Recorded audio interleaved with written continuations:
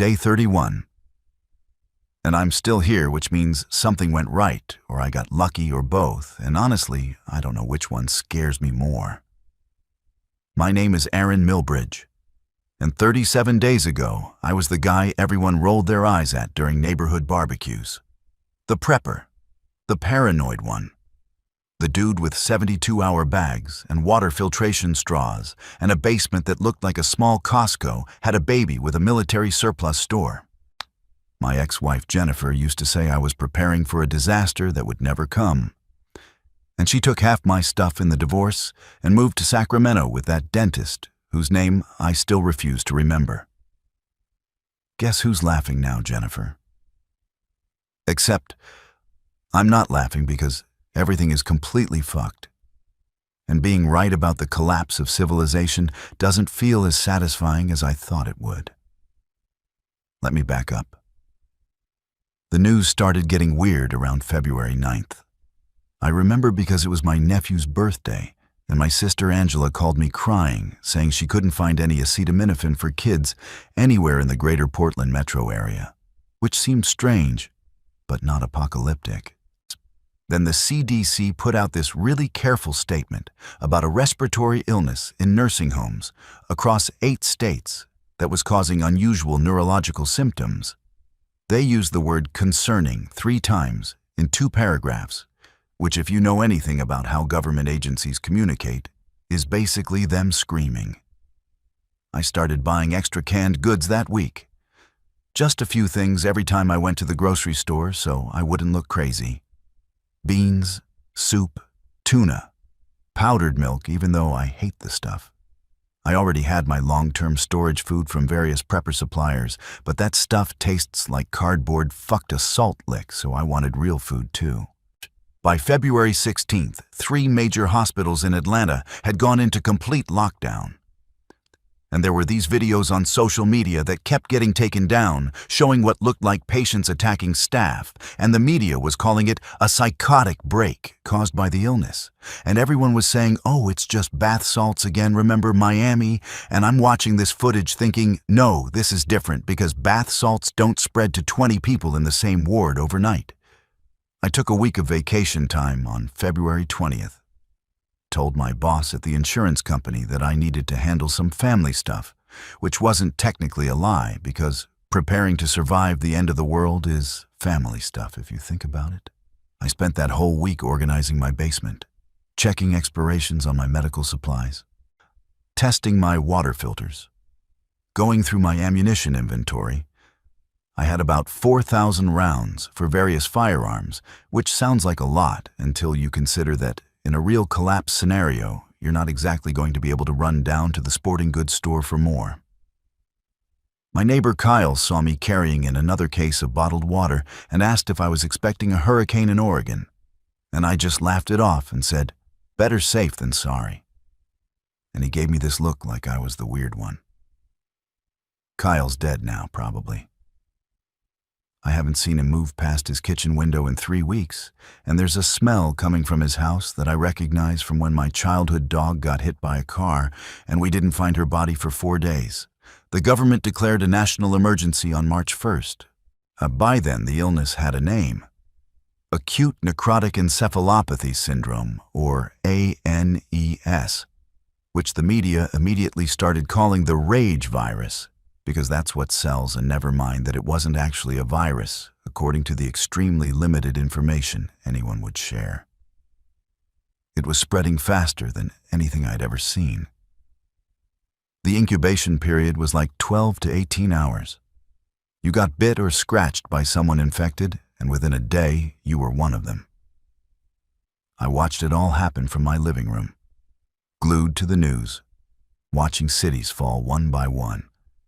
New York went dark on March 3rd, Chicago on March 5th. Los Angeles held out until March 7th, but then it was chaos and fires, and the last broadcast from there showed the news anchor just getting up and walking off camera mid-sentence, and you could hear screaming in the background. My sister called me on March 8th. She was in Eugene with her kids, my nephew Tyler, who just turned 7, and my niece Emma, who was 4. Her husband Derek was stuck in Seattle on a business trip, and the phones were down, and she was terrified. I told her to come here. Drive straight through. Don't stop except for gas. Bring whatever she could carry. I gave her the code to my storage unit where I had extra supplies that wouldn't fit in my house. She never made it. I don't know what happened exactly. Her phone went dead around Olympia, and that was the last I heard.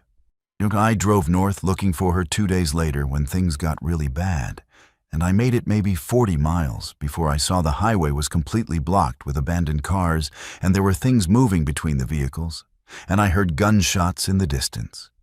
And I turned around and came home because I'm a coward or a survivor or both. That's the thing that eats at me. I had all this stuff, all these preparations. I'd spent years and thousands of dollars getting ready for some kind of collapse. And when it actually happened, I couldn't save the people I cared about. My sister, her kids. They're gone, and I'm here in my 3-bedroom house in Beaverton with enough food to last 6 months and a water system that could support 4 people easily. And it's just me. Just fucking me. The actual collapse happened fast once it started. Schools closed on March 9th. Martial law was declared in most major cities by March 10th, but it didn't matter because there weren't enough soldiers or police or anyone to actually enforce it. By March 12th, the power grid started going down in sections. By March 15th, there was no more television. No more radio except for some emergency broadcasts that were clearly automated. By March 20th, it was silent. I'd spent the week before total collapse doing final preparations. I'd filled every container I had with water, the bathtub, storage bins, empty juice bottles, everything. I'd moved my most critical supplies to the basement where I'd set up my main living area. I'd reinforced my doors and windows with plywood and 2x4s, and I'd set up motion sensors around the perimeter of my property that would buzz on a receiver I kept on my belt. The house is a single-story ranch style with a full basement. Not huge, but solid construction from the 70s. I'm on a quiet street called Maple Ridge Drive, with houses spaced about 40 feet apart. Before everything happened, it was the kind of neighborhood where people put those little free library boxes in their yards and complained about the HOA regulations on fence heights. Now it's dead quiet, except for when it's not, and then it's screaming or groaning or the sound of windows breaking. My basement is maybe 800 square feet. I've got it divided into sections. Sleeping area with a cot and sleeping bag in one corner. Food storage along the north wall, shelves filled with canned goods, rice, beans, pasta, oatmeal, protein bars, freeze-dried meals, flour, sugar, salt, cooking oil, powdered eggs, powdered milk. Water storage along the east wall, 55-gallon barrels, cases of bottled water, my filtration system, medical supplies and tools along the south wall, weapons and ammunition locked in a safe, a small camping stove with propane tanks for cooking, batteries, flashlights, radio equipment, books, a manual can opener because electric obviously doesn't work anymore. I've got 2 small windows at ground level that I've covered with plywood from the inside, but left small gaps so I can see out if I need to. There's a door that leads to the garage, which has access to the outside. Another door that leads to the main floor of the house, which I've barricaded from the basement side. The power went out for good on day 7. Man, I've been expecting it. I have a solar panel set up on the roof that charges a battery bank in the basement, which gives me limited electricity for essential stuff. LED lights, radio, charging batteries. I can't run anything major, but I don't need to. I've got a propane camping stove for cooking, and I'm being careful with it because propane won't last forever. Water is actually okay because I planned for this. I have rainwater collection barrels connected to my gutters and a good filtration system. The rain in Oregon is reliable, even if everything else isn't. I filter everything twice and use purification tablets on top of that. Because getting dysentery in the zombie apocalypse seems like a stupid way to die after surviving this long. Food is going to be the long-term problem. I did the math. If I'm careful, I've got about 5 months of food at current rationing. I'm eating 1 real meal a day, plus a protein bar or some crackers. It's not enough calories for my size. I'm 6'2", and I was 190 before this started, and I can already feel my pants getting loose. But it's sustainable for now. I'm losing weight, but not starving. The first week was the hardest psychologically. I kept expecting someone to fix it. The government, the military, someone. I'd listen to my emergency radio for hours, hoping to hear a broadcast about safe zones or evacuation plans or anything. But there was nothing except automated warnings to stay indoors and avoid contact with infected individuals and conserve resources. I could hear my neighbors those first few days, screaming, fighting, car alarms going off, gunshots. So on day 3, I heard Kyle's wife Sharon yelling for help, and I almost went out there, but I didn't because I didn't know if she was infected or if going out would just get me killed too. And I sat in my basement hating myself while she screamed, and eventually she stopped screaming. The infected don't think. That's the most important thing I've learned. They're not smart. They don't problem solve or plan or remember. They just react to stimuli. Sound, mostly. Movement. They're like biological robots programmed to bite and infect. I've watched them from my windows. They shuffle around aimlessly until something catches their attention, and then they move toward it. They can't open doors, can't climb, can't figure out how to get through a barrier. They just push against obstacles until either the obstacle breaks or they lose interest. But there's a lot of them. On day 9, I counted 43 infected on my street alone during a 4-hour observation period. Some were neighbors I recognized. Sharon from next door in her yoga pants and Seahawks t-shirt with half her face missing. The teenage kid from 3 houses down who used to mow lawns in the summer. The mailman still wearing his uniform. Others I didn't know. They'd wandered in from other areas following sounds or movement or who knows what. The smell was bad by day 12. Bodies rotting in houses and on lawns. The infected don't seem to decompose as fast as regular corpses for some reason. Something about the infection preserving the tissue, maybe. But the people who died without getting infected or who got killed some other way are just laying there, turning into soup. Whilst on hot days, the smell seeps into everything, even through my sealed basement, and I have to breathe through a cloth with peppermint oil on it. I've developed routines because routines keep you sane. I wake up when there's light coming through the window gaps. I check my perimeter sensors. I do a visual scan of what I can see outside. I eat a protein bar and drink water. I exercise, push-ups, sit-ups, stretches, because staying in shape might save my life later. I inventory my supplies and update my log. I read for a few hours. I listen to the radio even though there's never anything. I eat my main meal around what I estimate is 6 p.m. I read some more or maintain equipment. I sleep. Sometimes I break routine, and that's when the bad thoughts come. I think about my sister a lot, about Tyler and Emma. Tyler was obsessed with dinosaurs and could name every species and their time periods. Emma was just starting to talk in full sentences, and she called me Unca Air because she couldn't say Aaron yet. I wonder if they suffered. I wonder if it was fast. I wonder if Angela had time to think of me before the end, or if she was too busy trying to protect her kids. I think about Jennifer too, even though we've been divorced for 3 years. She was the one who asked for it. Said I was too focused on worst-case scenarios and not focused enough on actually living life. She wanted to travel and go to restaurants and enjoy things, and I was too busy calculating the probability of various collapse scenarios. She wasn't wrong exactly. I was obsessed, but But I was also right, and now she's probably dead in Sacramento, and I'm alive in my basement, and being right doesn't make me feel any better. Day 15. I made my first mistake. I got careless checking the perimeter. I opened the garage door, just cracked it about 6 inches to look out. And I didn't see the infected on the side of the garage. It was one of the Johnsons from across the street.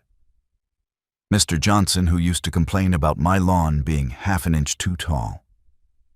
He lunged at the gap and got his arm through, and I slammed the door on it, and he didn't even react to what should have been incredible pain. He just kept pushing and grabbing, and I had to get a hatchet and chop at his arm until it severed. And even then the arm kept twitching on my garage floor while he pushed against the door with his stump leaking black, infected blood. I burned the arm in my fire pit outside that night and scrubbed the garage floor with bleach 3 times, and I still feel like the infection is in there, somehow waiting. That's when I realized I needed to be smarter about observation. I set up a small mirror system at the window gaps so I can see different angles without exposing myself. I created specific protocols for any time I need to open a door or move between areas of the house. Check, double check, move slow, stay quiet. Assume there's an infected nearby because there probably is. The nights are the worst. It's completely dark without power. I use my LED lantern on the lowest setting because I need to conserve batteries, but it barely lights the basement. Shadows everywhere, and the sounds outside. The infected don't sleep. They just wander. I'll hear them bumping into cars or scraping against houses or making those awful gurgling moans.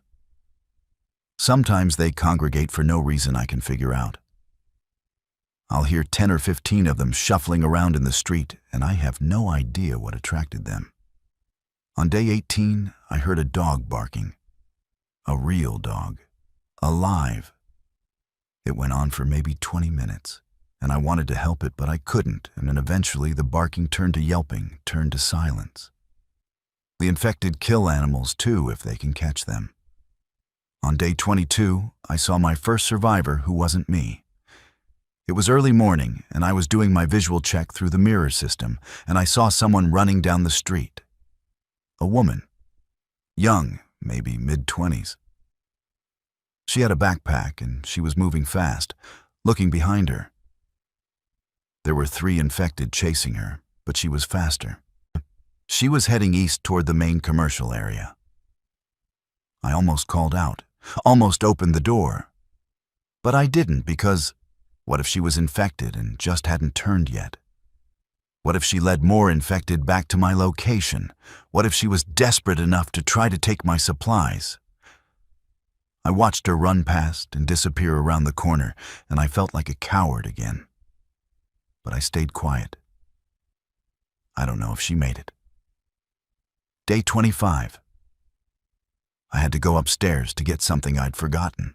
I'd been avoiding the main floor because it felt exposed, but I needed the spare can opener from the kitchen because my primary one was getting dull.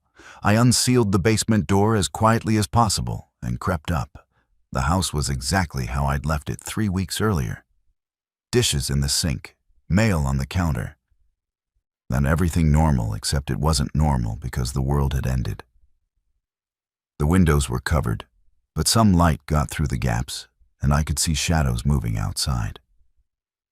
I got the can opener and a few other things I'd forgotten about.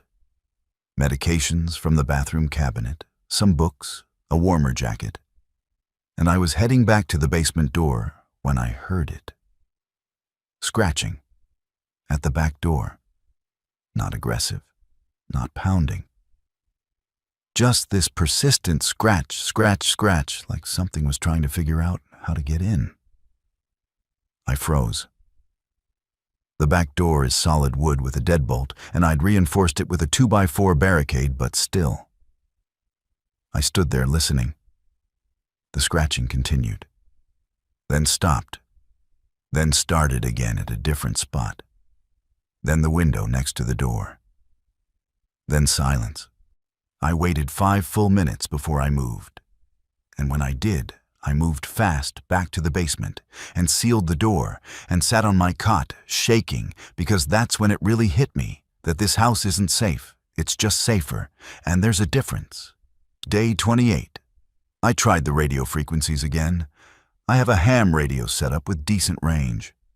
I've been scanning and listening since the beginning, but there's been nothing except static and occasionally some weird interference that sounds almost like Morse code, but isn't anything I recognize. On day 28, I decided to try transmitting. This is Aaron Milbridge in Beaverton, Oregon. If anyone can hear this, I'm alive and have supplies, and am looking for information about safe zones or other survivors. Please respond. I transmitted that every hour for 6 hours. Though nothing came back except on the last transmission, I heard something. Not words.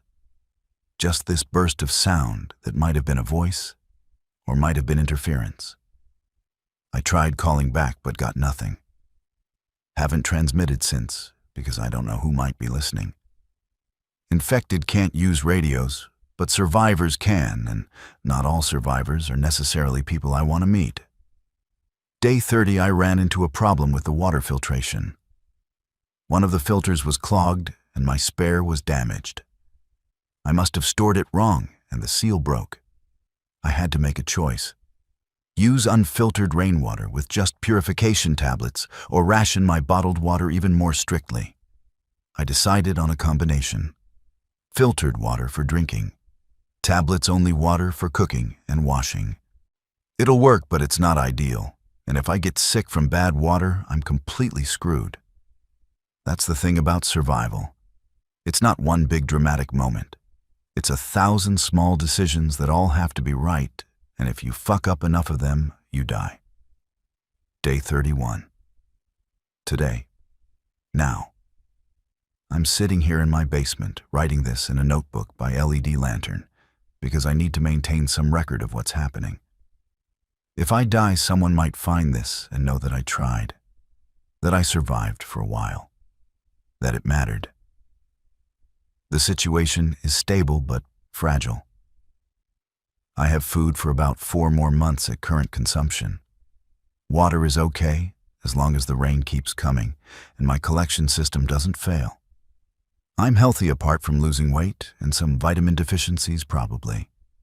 The house is secure for now. The infected seem to be spreading out more.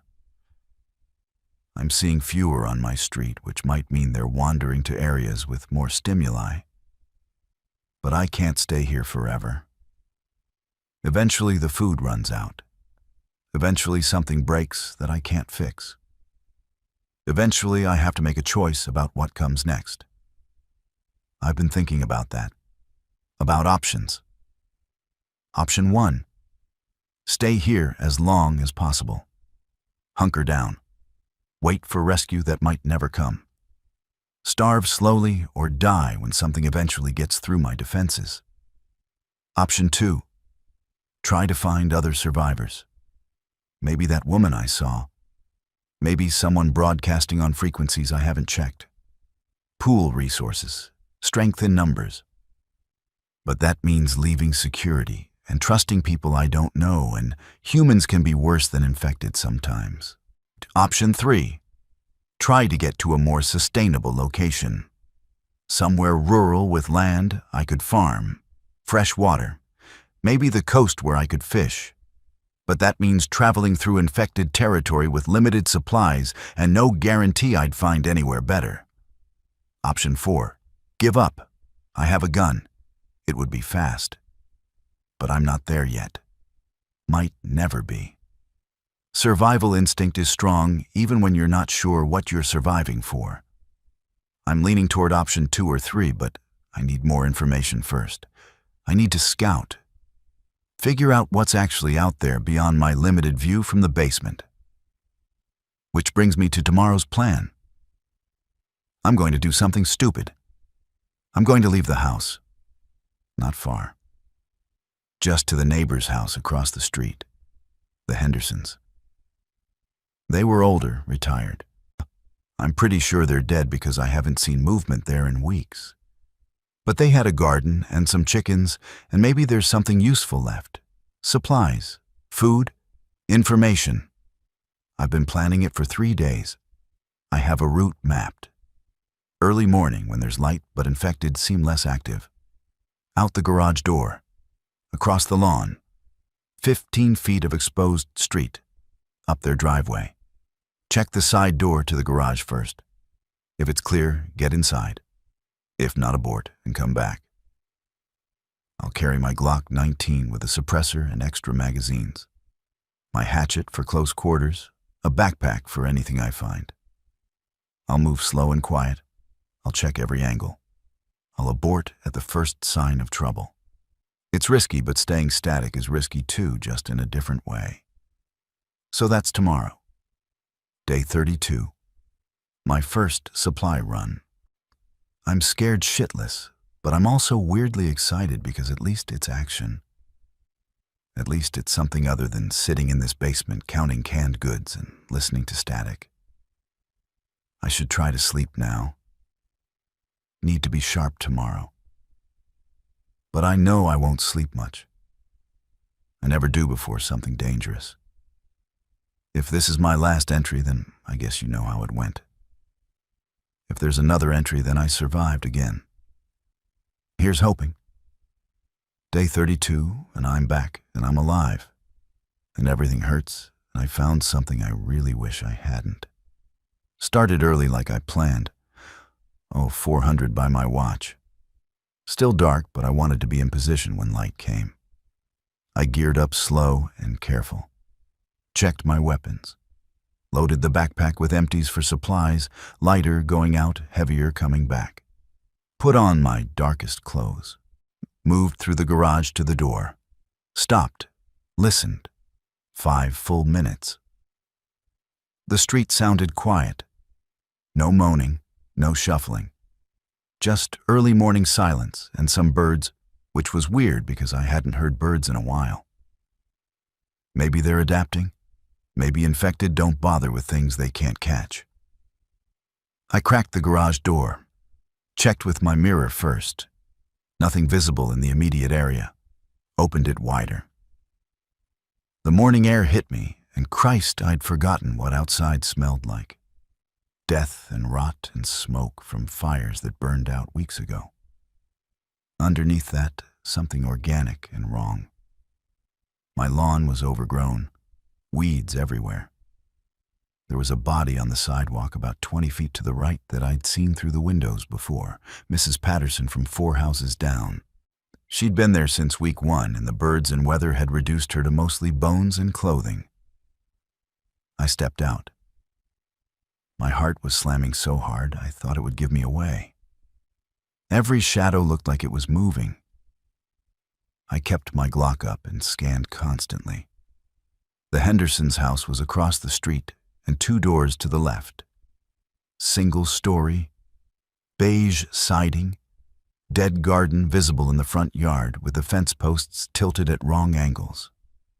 I moved along my garage wall to the driveway edge, and that's when I saw the first infected. It was in the middle of the street about 40 feet away, facing the other direction. Male, shirtless. Something had torn chunks out of its back and arms. It was swaying slightly like it was sleeping standing up. I froze, waited. It didn't turn. Crossing the street was the worst part. Completely exposed. I went fast but quiet, and the whole time I expected the thing to hear me or turn around, but it didn't. I made it to the other side and pressed against the nearest car, a Honda Civic with dried blood on the driver's window, and breathed. The Henderson house was 15 feet away. I could see the side door to the garage hanging partially open. That was bad. Open meant either someone had left it that way or something had gotten in. But I'd come this far. I approached low and slow. The door was definitely open about 6 inches, no movement visible inside. I pushed it wider with the Glock barrel, and the hinges creaked, and I froze again, but nothing reacted. The garage was dark. I had a flashlight on my belt, but using it felt dangerous. I let my eyes adjust. Shapes resolved. A workbench, some tools, shelves with paint cans and boxes, a lawnmower. No infected. There was a door from the garage to the house. It was closed. I tried the handle and it turned, and that's when I smelled it. Death. Not the outside death smell. This was concentrated, freshish. Something had died inside recently. I almost turned back right then. But I'd already come this far and I needed to know what was in there, and maybe they had supplies I could use. I opened the door slowly. The smell got worse. I pulled my shirt up over my nose and mouth and stepped into what looked like a kitchen. Dark, windows covered with blankets. I used my flashlight finally because I couldn't see anything. The beam showed an overturned table, chairs scattered, broken dishes, blood on the floor in spray patterns, drag marks leading toward the hallway. I followed them because I'm an idiot. When the hallway had family photos on the walls, the Hendersons at the Grand Canyon, their kids at graduation, normal life frozen in frames while the world ended. The smell was coming from the bedroom at the end of the hall. The door was open. I really didn't want to look, but I did. They were both in there. Mr. and Mrs. Henderson. On the bed. Mr. Henderson had been shot in the head. Mrs. Henderson next to him had been shot in the chest and head. There was a revolver on the floor next to the bed. Murder-suicide. He'd done her first, then himself. Probably right at the beginning when they realized what was happening. Quick and clean and together. I stood there looking at them for longer than I should have. They'd been married 46 years, according to a card on the dresser. Anniversary card.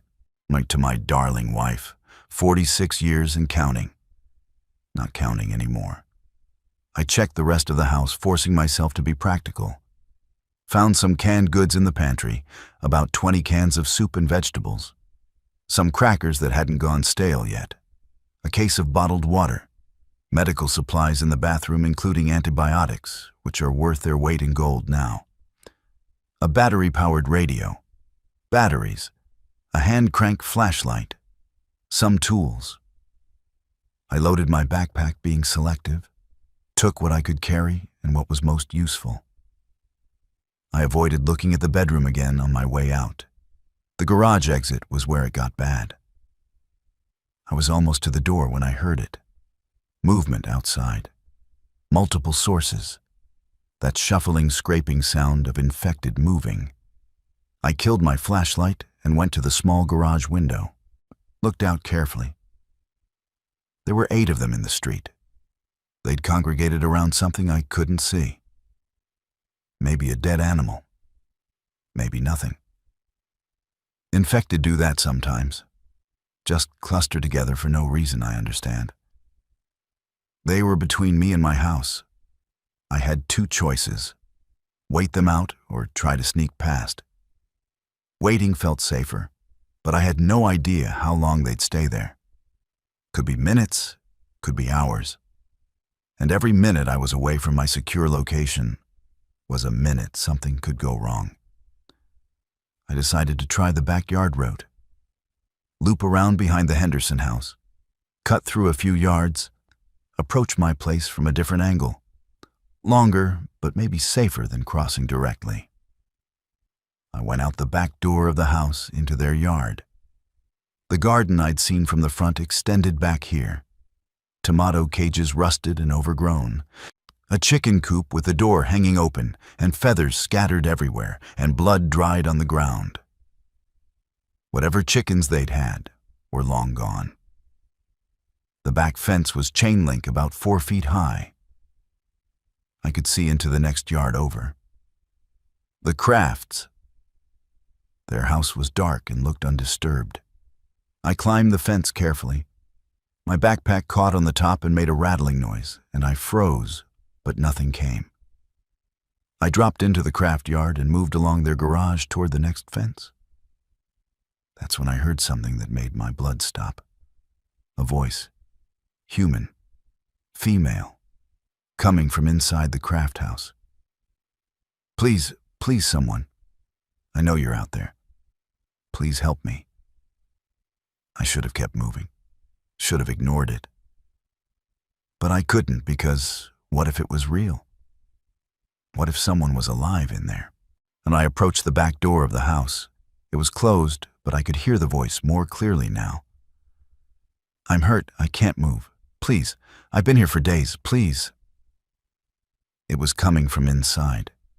Maybe the living room based on the direction. I tried the back door. Unlocked. That should have been my first warning. I opened it and stepped into a kitchen that looked normal, except for the smell. Not death. Something else. Something chemical and wrong. The voice called again. Hello? Is someone there? Please help me. I'm in the front room. I moved through the kitchen to the hallway. The front room was to the left. The voice was definitely coming from there. Please, I can see your shadow. Please don't leave me. I stepped into the doorway with my Glock up, and what I saw didn't make sense at first. Where there was an infected in the middle of the room. Female, young.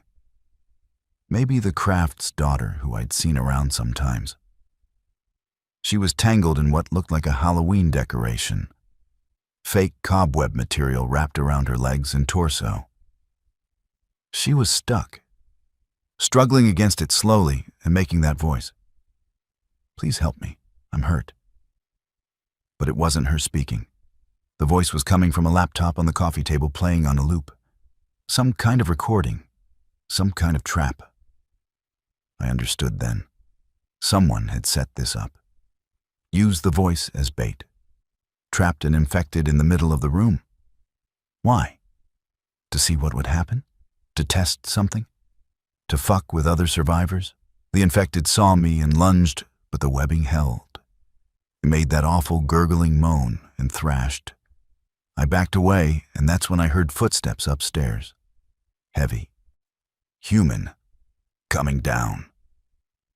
I ran. Back through the kitchen, out the back door, across the yard. Didn't look back. Got over the fence into the next yard and the next one, and I could hear shouting behind me, but not words, just noise. And I kept moving until I was 3 houses down, and then I cut left toward the street. The cluster of infected from before were gone. Street was clear. I sprinted across to my house, got the garage door up and inside and down and sealed, and I stood there shaking, trying to process what the fuck I'd just seen. Someone is alive in that house. Someone set a trap using a recording and a trapped infected. Someone who shouted when they saw me but didn't follow. Why? What are they doing? Are they dangerous? I don't know, and I don't want to know, and I'm not going back that direction. I spent the rest of the day organizing the supplies I'd grabbed. 23 cans of food, case of water, the antibiotics, amoxicillin and ciprofloxacin, batteries, some basic tools. Not a huge haul, but enough to extend my timeline by maybe 2 weeks. I keep thinking about the Hendersons, how they chose to go out together on their own terms. There's something almost peaceful about that. They didn't suffer, didn't turn, didn't spend their last moments alone and terrified. And I keep thinking about whoever is in the craft house. What kind of person sets up something like that? What are they testing? Are there others? The world I thought I understood, infected bad, survivors good, is more complicated than that.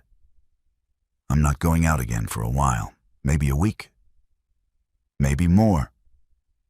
I need to think about what this means. I need to plan better. I need to figure out if that person in the craft house is going to be a problem. For now, I'm back in my basement with my supplies and my routine, and I'm telling myself I'm safe, even though I don't really believe it anymore. Day 32 complete. Still alive. Still scared. Still don't know what I'm doing. Day 37, and the nightmares are getting worse. I keep dreaming about Mrs. Henderson's face, about Emma calling for me, about that recording playing on loop, "Please help me," while an infected thing thrashes in fake cobwebs. I wake up disoriented and sweating, and it takes me a few seconds to remember where I am. The supplies from the Henderson house have been integrated into my storage. I've been eating slightly better, 1.5 meals instead of 1, to try to maintain my weight and strength. The antibiotics are stored in my medical kit. I tested the battery radio and got nothing but static on all frequencies. I haven't seen movement from the craft house. Whoever was there either left or is staying hidden. I watch from my mirror system sometimes, but I don't see anything. Maybe they're watching me too. Maybe they know exactly where I am. That thought keeps me up at night. I've been doing inventory obsessively because it gives me something to focus on besides the fear. Current status. Food, approximately 3 months and 3 weeks at current consumption. Water, indefinite as long as rain collection works and filters hold. Ammunition, 3,847 rounds across 4 calibers. Medical supplies, good stock including the new antibiotics. Fuel, propane for cooking will last maybe 2 more months. Batteries, decent supply but finite. Other tools, clothes, hygiene items, various survival gear. The math is clear.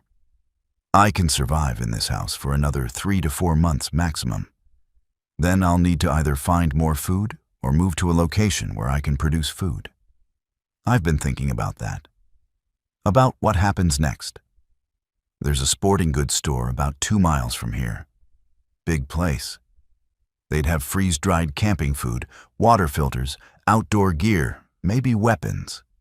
Probably been looted, but maybe not completely. It's a risk, but it could extend my timeline significantly. There's also a library nearby. I know that sounds stupid, but books on farming, water purification, a medical treatment. That knowledge could be crucial long-term. And libraries are usually quiet places. Not much reason for infected to congregate there.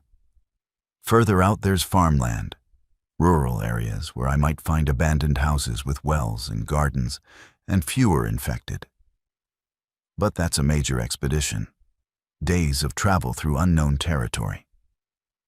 I'd need more supplies before attempting that. I've also been thinking about trying the radio again. Broadcasting. Maybe whoever was in the craft house has a radio. Maybe there are other survivors in range who aren't psychotic. But broadcasting means revealing my location to anyone listening. Could bring help, could bring trouble. Decisions. Always decisions. And no way to know if they're right until after you make them. Day 38. I saw something that changed my calculations. I was doing my morning observation routine when I noticed movement on the street, not infected shuffling, deliberate movement. I adjusted my mirror and saw a figure moving from house to house, staying low and fast. Human. Male from the build. He had a rifle and a backpack, and he was checking cars. I watched him work his way down the street. He'd approach a vehicle, look inside, move on. Sometimes he'd open a door and search the interior. He was methodical. Professional even. Like he'd done this before. He got closer to my position, 3 houses away, 2 houses, next door at Kyle's place. I had my Glock in hand, safety off, watching. He checked Kyle's car in the driveway, found something in the trunk, looked like a toolbox maybe, put it in his pack. Then he looked at my house. I could see him studying it, the reinforced windows, with the sealed doors. He knew someone was inside, or had been recently. He approached my garage door, stood there for a minute. I had my gun aimed at the door through the wall, and I was ready to fire if he tried to get in. But he didn't. He knocked. 3 slow, deliberate knocks. Then he spoke loud enough for me to hear. "I know you're in there. I'm not infected, not looking for trouble. Just checking the area. If you need anything or want to talk, I'm staying at the elementary school gymnasium 3 blocks west. Name's Jack, former firefighter. There's a few of us there. You're welcome to come by." He waited for maybe 30 seconds. I didn't respond. Didn't move. Barely breathed. He knocked again. "All right. Well, offer stands. We're at the school. We have power, clean water, security. Think about it." Then he left. Continued down the street checking more cars and houses. I watched until he disappeared around the corner. A group at the elementary school. Power and water. Security. It could be legitimate. It could also be a trap. Use the promise of safety to lure people in, and then what? Rob them? Worse? But what if it's real? What if there's an actual community forming? Safety in numbers. Division of labor. Shared resources. That's how humans survived for thousands of years. I spent the whole day thinking about it. Running scenarios, weighing risks. Risk of going, it's a trap. They take my supplies and kill me.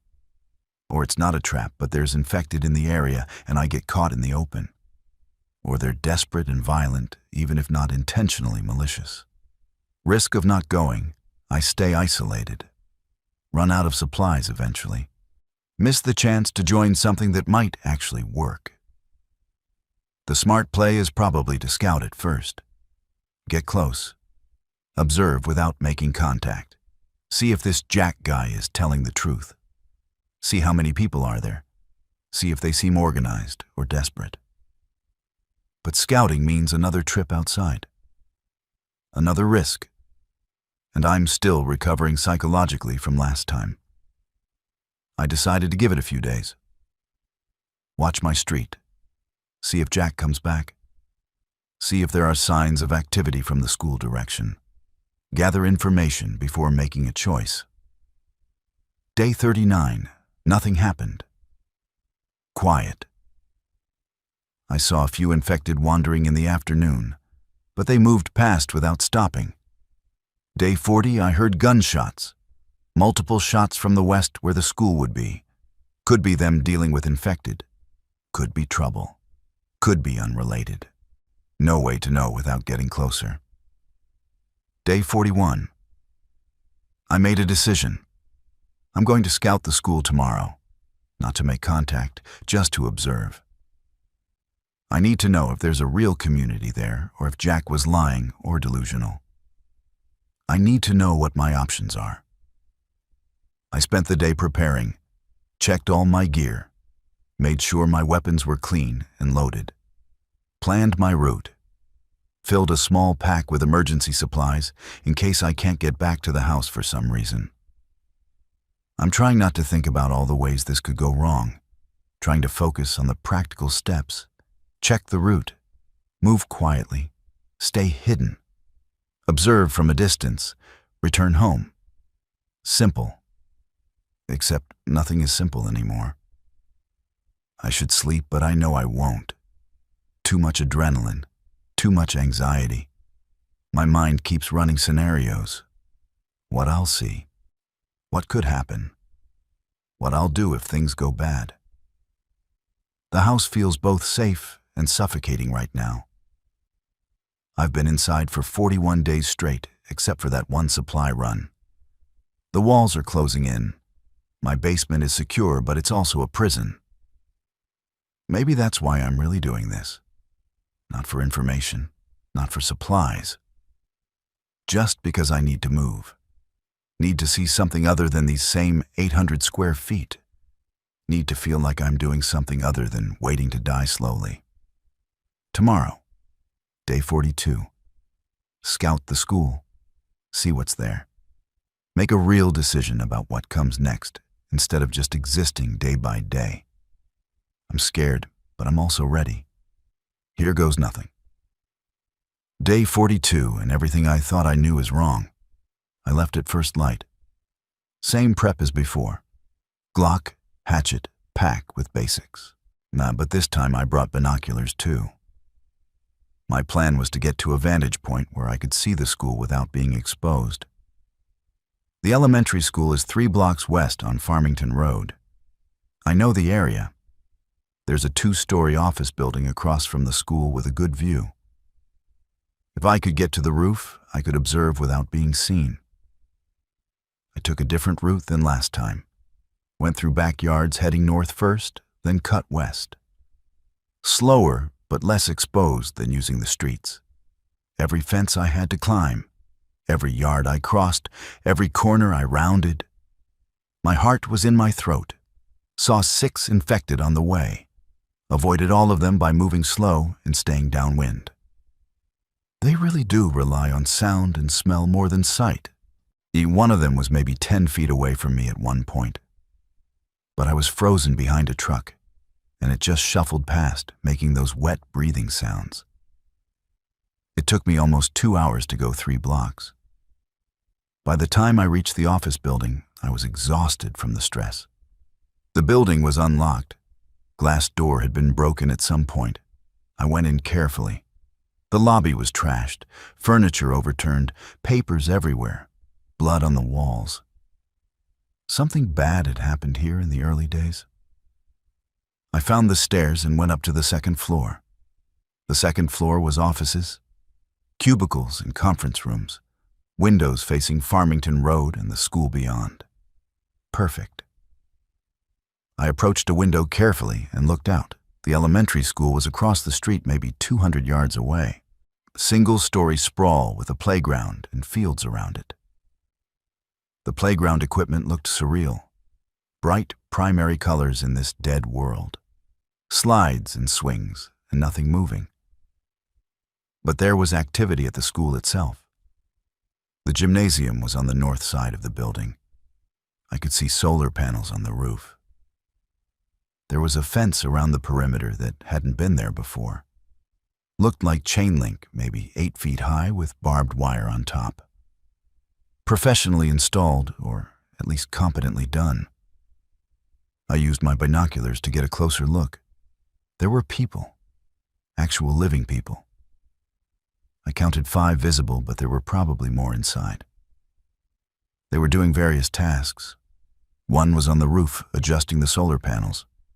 2 were working on the fence line doing repairs. 1 was standing watch at the main entrance with a rifle.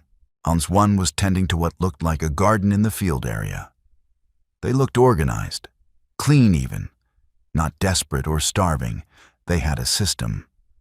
I watched for 3 hours, saw more people come and go, counted at least 12 total, saw them rotate watch positions, saw them bring in water containers from somewhere, saw them cooking something on a grill outside. The smell of food made my stomach hurt. It looked legitimate. It looked like they were actually building something sustainable. But I also saw something else. Around midday, a vehicle approached from the south. A pickup truck moving slowly. It stopped near the fence and someone got out. Conversation happened that I couldn't hear. Then the gate opened and the truck drove in. That bothered me. They had vehicles. They had fuel. They were mobile. Like if things went bad here, they could leave. Could relocate. They weren't trapped like I was. I was so focused on the school that I almost didn't hear it. Footsteps behind me. I spun around with my Glock up, and there was a kid standing in the doorway of the office. An actual kid. Maybe 12 years old. Boy, skinny, dirty, holding a baseball bat. We stared at each other for about 5 seconds that felt like an hour. He spoke first. "You're not one of them." Statement, not question. "No. You?" "Obviously." He lowered the bat slightly. "You watching the school?" "Just looking around." "Bullshit. You've been here for hours. I've been watching you watch them." "Smart kid." "What do you want? Are you going to try to get in?" He nodded toward the school. "To their group?" "Thinking about it." You?" He laughed, but there was no humor in it. They don't take kids. Well, they take kids if they have useful parents. But orphans like me? No. Too much resource drain for not enough labor output. He said it like he was quoting someone. You tried to join them? 2 weeks ago, they gave me some food and sent me away. Said they couldn't support anyone who can't contribute equally. I'm 12. How much can I contribute? I didn't know what to say to that. The silence stretched. There's others like me, he continued. Kids alone. We've been surviving in the neighborhoods, avoiding the dead ones, avoiding the school group. They're not bad people exactly. Just practical. Can't save everyone, so they save the ones who help them survive. What's your name? I asked. Does it matter? Yeah, it does. Trevor. You? Aaron. Well, Aaron, since you're armed and I'm not, I'm going to go now. Unless you're planning to shoot me. I'm not. Good. He started to leave, then stopped. If you do go to them, don't mention you saw me. They don't like that we're out here. Makes them feel guilty or something. And if you decide not to go, there's a house on Birch Street, number 42, where some of us crash sometimes. You'd be welcome there. We don't have much, but we share. Then he was gone. Down the stairs and out before I could respond. I sat there trying to process. Kids surviving alone. A community that's selective about who it helps. Resources being rationed based on utility. It made sense in a brutal way. In a collapse scenario, you can't save everyone. You save who you can save. You prioritize people who make the group stronger. But it also meant this wasn't a refuge.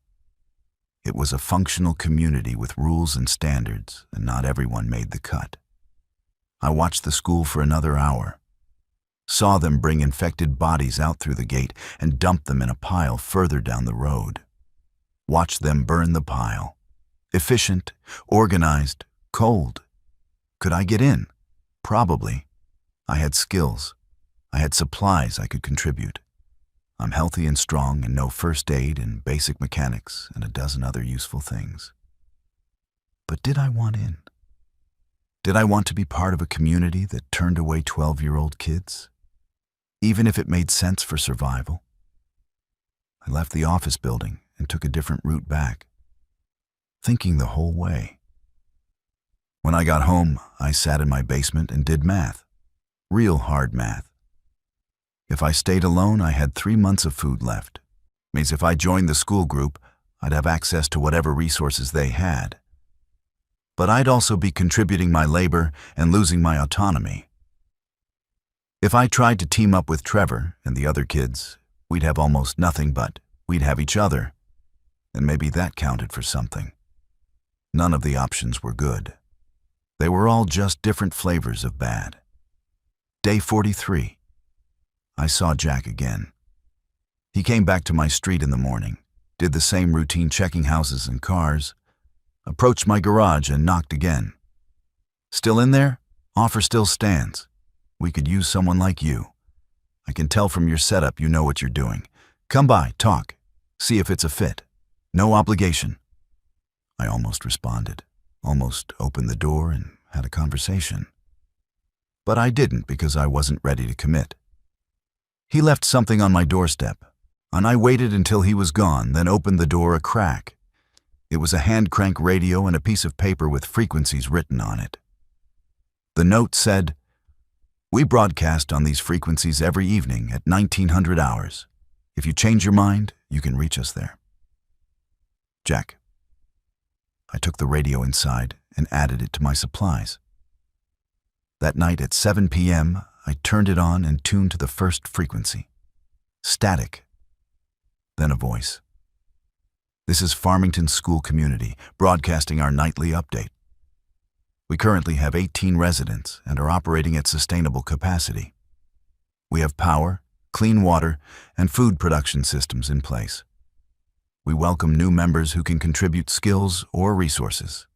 Construction workers, medical professionals, farmers, engineers, and those with useful trade skills are particularly needed.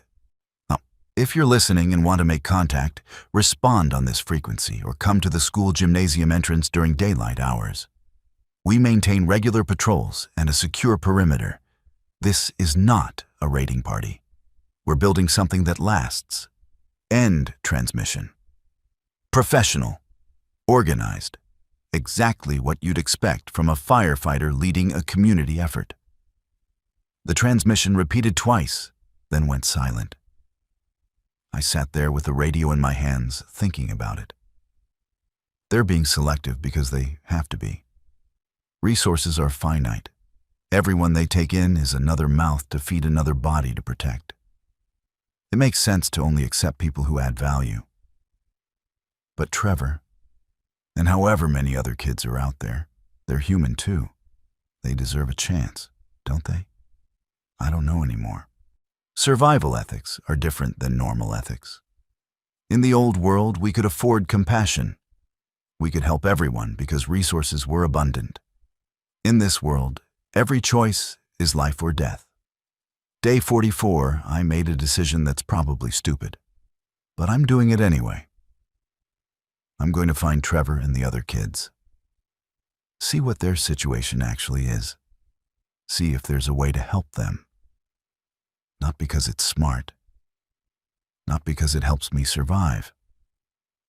Just because it's the right thing to do and I need to do at least one right thing in this nightmare. I know where to look.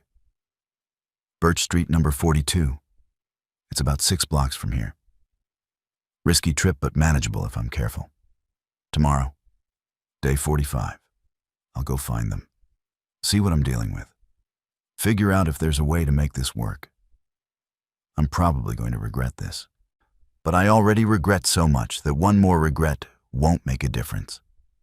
Day 45, and I found the kids, and now I have a much bigger problem than I thought. I left early again. Same gear, same caution. Took me 90 minutes to go 6 blocks because I was being extra careful. The streets this far from my house had more infected wandering around. I counted 23 visible. Had to backtrack twice when clusters were blocking my route. Birch Street was in rougher shape than my neighborhood. More houses had been broken into, more bodies visible. Several cars burned out. Whatever happened here happened violently. Number 42 was a split-level house with blue siding. Most of the windows were intact, which was a good sign. I approached from the back, knocked on the rear door. 3 quick knocks, then 2 slow.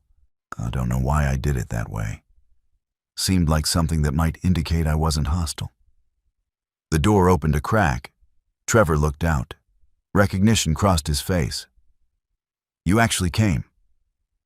"Yeah. Can I come in?" He looked behind me, checking if I was alone, then opened the door wider. "Come on." The inside of the house was a mess, but an organized mess. Furniture pushed against walls to create open floor space. Sleeping bags and blankets scattered around, supplies stacked in corners. It looked like a makeshift shelter, which is exactly what it was. There were 7 kids total. Trevor was the oldest at 12. The youngest was maybe 6. 4 boys, 3 girls, all dirty and thin, but alive. They stared at me like I was an alien. Trevor introduced them. "This is Emily, Marcus, and Zoe." He pointed to the 3 youngest. "Oh, that's Brandon and Chris." 2 boys, about 9 or 10.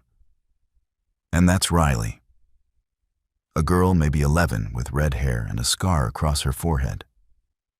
I said hi. They mumbled responses. "Where are your parents?" I asked, and then immediately felt stupid because obviously their parents were dead or gone. Riley answered, "Dead, all of them. Mine got sick on day 3. Chris and Brandon's folks turned and they had to run. Emily and Zoe were at a sleepover when it started and never made it home." Marcus's dad was a cop. He went to work that first day and never came back. Trevor's mom tried to drive them out of the city, but they got stopped by infected, and she told him to run. Jesus Christ. How have you been surviving? We scavenge, Trevor said. Houses around here, most people either left or died in the first week. We take what we can find: food, water, supplies. We're careful. We stay together. We watch out for each other. What about the infected? They're slow. We're fast. And we're small, so we can hide in places they can't get to. Crawl spaces, attics. We've gotten good at staying quiet. I looked around the house more carefully. They had maybe 3 weeks of food by my estimate. Water in various containers, some weapons, baseball bats, kitchen knives, a crowbar. Medical supplies were almost non-existent. One first aid kit that looked picked through. The school group, I said. They really turned you away? Trevor went by himself. Riley said. They might take more of us if we all showed up. But probably not. They said something about not having facilities for children without guardians. Like they said we should try to find adult survivors who could look after us. And have you? Found any adults? You're the first one we've seen in 2 weeks who wasn't infected or dangerous. We sat there in silence for a minute. These kids looking at me with hope they were trying to hide. Me trying to figure out what the hell I was supposed to do. I couldn't take them all back to my house. Not enough food, not enough space. We'd all starve faster together. I couldn't leave them here to die slowly when their supplies ran out. I could try to get them into the school group, but that would mean convincing Jack and whoever else was in charge that these kids were worth the resources. Or I could do something incredibly stupid. How much food do you have left? I asked. Trevor looked uncomfortable. Maybe 2 weeks if we're careful. 3 if we ration hard. Water? We collect rain. We have a filter, but it's getting clogged. Medical issues? Anyone sick or injured? They all shook their heads, except Emily, who held up her hand. There was a cut across her palm that looked infected, red and swollen. How long has that been like that? I asked. Few days. I had antibiotics back at my house. I had supplies. I had knowledge. I could help them short term. But long term? Here's what I'm thinking, I said slowly. I have a place. It's secure. I have food and water and medical supplies. Not enough for all of us long term, but enough to stabilize the situation. I can take a few of you back with me today. The ones who need help most urgently. The rest stay here for now, and I'll come back with more supplies tomorrow. We'll figure out a long-term plan together. Why would you help us? Riley asked suspiciously. Because someone should, and because I'm tired of being alone. That was only partly true. I was also doing this because of Angela and Tyler and Emma. Because I couldn't save them, but maybe I could save someone else's kids. Maybe that would count for something. Trevor looked at the others. They had some kind of silent communication happening. Then he nodded. Okay. Emily should go with you because of her hand. And Zoe because she's been coughing and I think she's getting sick. The rest of us will hold down here. I wanted to argue that Trevor should come too because he was the leader and leaving him here was risky, but I also understood. He wasn't going to abandon the others. All right, Emily and Zoe come with me now. I'll get them settled and bring back supplies tomorrow morning. Can you hold out until then? We've held out this long. I gave them one of my spare flashlights and some batteries from my pack.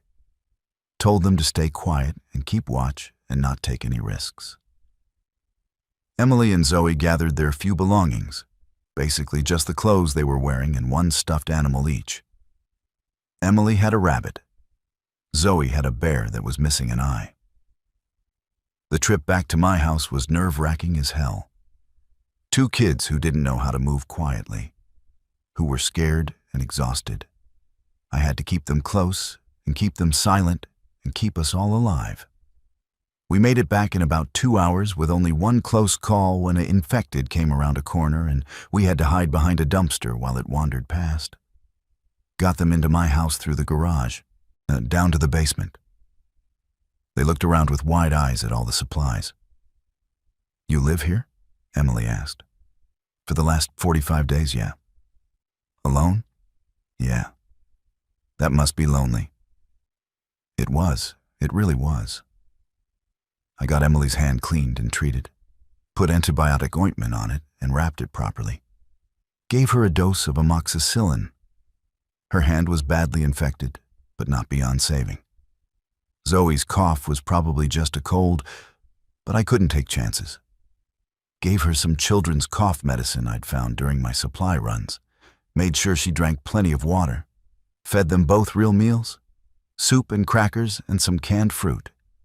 They ate like they were starving, which they probably were. Set them up in the corner of the basement with sleeping bags and blankets. They fell asleep almost immediately. I sat there watching them sleep and thinking about what I'd just done. I'd taken responsibility for 7 kids, 7 mouths to feed, 7 people to protect. My 3-month food supply was now maybe 6 weeks if I stretched it. My secure location was now compromised because more people meant more movement and more noise and more chances for something to go wrong. This was objectively a terrible decision from a survival standpoint. But looking at Emily sleeping with her bandaged hand and Zoe hugging her one-eyed bear, I couldn't bring myself to regret it. Tomorrow I'll go back to Birch Street with supplies. Get the others stable. Then I'll need to figure out a real long-term plan, because what I'm doing now isn't sustainable. Maybe I'll try talking to Jack. Let's see if there's a way to get these kids into the school group if I sweeten the deal somehow. Offer my own skills and supplies in exchange for taking them in. Or maybe I'll need to find a different solution entirely. I don't know yet. All I know is that I'm not alone anymore. And that changes everything. Day 45 complete. Still alive. No longer alone. Significantly more complicated. Day 46, and I now understand why the school group is selective about who they accept. I went back to Birch Street this morning loaded down with supplies. Food, water, medical gear, batteries, 2 more flashlights. Enough to keep Trevor and the others going for at least another few weeks. The trip there was harder than before. More infected were wandering the area. I had to take a longer route and it added 40 minutes to the journey. By the time I got to the Blue House, I was exhausted. Knocked our signal. Trevor opened the door, looking relieved. Thought maybe you changed your mind. Said I'd come back. How's everyone holding up? Riley found some canned food in a house 2 blocks over yesterday. Brandon twisted his ankle pretty bad climbing a fence, but he'll be okay. Otherwise, same as before. I brought the supplies inside and we organized them. The kids gathered around like it was Christmas. Watching them get excited over crackers and beef jerky made my chest hurt. We talked about next steps. I explained my situation honestly. Told them I had food for maybe 6 weeks total now that there were 9 of us. Told them about the school group and their broadcast and the fact that they were being selective. We could try to get all of you in if I vouch for you, I said. I have skills they need. I could make it part of the deal. Trevor shook his head. They'll split us up. Put the younger ones with different families, maybe. The older ones they'll expect to work full-time. We'll lose each other. Is that worse than starving in a few weeks? He didn't have an answer for that. Riley spoke up. What if we don't go to them? What if we find somewhere else? There's got to be places outside the city with farms and wells and stuff. Places where we could actually survive long-term instead of just rationing until we run out. That's a long journey through infected territory, I said. And we don't know what we'd find. Could be worse out there than here. Could be better. We went around like that for a while. No good options. Just less bad ones. That's when we heard it. A vehicle outside. Engine noise getting closer. We all froze. Vehicles meant either the school group or someone else, and either way, it meant people. I went to the front window and looked out carefully. A pickup truck, the same one I'd seen at the school. It stopped in front of the house. 3 people got out. One of them was Jack. "Shit," Trevor whispered. "They tracked you here." "How?" "I don't know, but they're not stupid. You show up watching them and then go to the house where they know kids are hiding? They probably followed you." Jack approached the front door, knocked firmly. "Aaron, I know you're in there. Saw you arrive. We need to talk." I looked at Trevor. He looked terrified. The younger kids were backing away from the door. I made a decision, and went to the door and opened it. Kept my hand near my Glock. Jack stood there with 2 others. A woman maybe 40 with a rifle slung over her shoulder.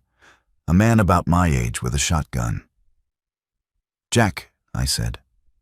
"Aaron, glad you're okay. Been worried when you didn't respond to our broadcasts. Been busy. I can see that." He glanced past me into the house. "You're with the kids now?" "Yeah." "That's good. They need someone looking after them." He sounded genuine. "Listen, can we talk? All of us? I think there's a way to make this work that's better than you all trying to survive scattered around." I didn't trust it, but I also didn't have a lot of choice. If they wanted to cause trouble, 3 armed adults versus me and 7 kids wasn't a fight I could win. "All right, come in." They entered slowly. Non-threatening body language. Joe kept their weapons lowered. The kids clustered in the back corner of the room. Jack looked around, saw the supplies I'd brought, saw the condition of the kids. His expression was hard to read. "I'm going to be straight with you," he said. "When Trevor came to us 2 weeks ago, we turned him away. That was practical, but it wasn't right. We've been talking about it as a group, debating. Some people think we need to be ruthless about who we accept. Others think we're losing our humanity. I'm somewhere in the middle." "What's your point?" I asked. "My point is that we have space for these kids. We have resources, but we need something in return. We need adults who can contribute, people with skills. You clearly know what you're doing based on how you've survived this long. You join us, bring your supplies and your knowledge, and we'll take in the kids, all of them. They'll be safe, fed, protected, and you'll be part of a community that's actually building something. And if I say no, then you and these kids try to survive on your own with what you've got, and I honestly don't know how long you'll last. Maybe weeks, maybe months if you're lucky and skilled. But winter's coming eventually, and this house isn't weatherproofed, and your food will run out, and then what?" He wasn't wrong. Everything he said was objectively true. "What about them?" I nodded at the kids. What would their situation be? The woman spoke up. Her name was Claire, according to her name tag. "We have 2 families with children already. The kids would be integrated. They'd have chores appropriate to their age. They'd be educated. We have a teacher in our group. They'd be safe. Together or split up?" "Probably split up initially," Jack admitted. "Easier to integrate smaller groups. But they'd see each other daily. We're not cruel." Trevor's voice came from behind me. "And we'd have to follow your rules." "Everyone follows the rules," Claire said. "That's how community works.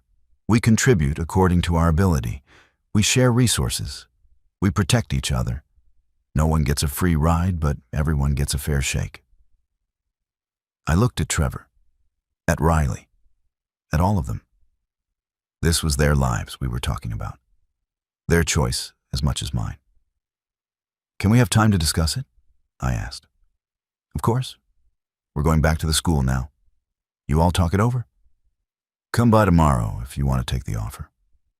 Doors open. Jack paused.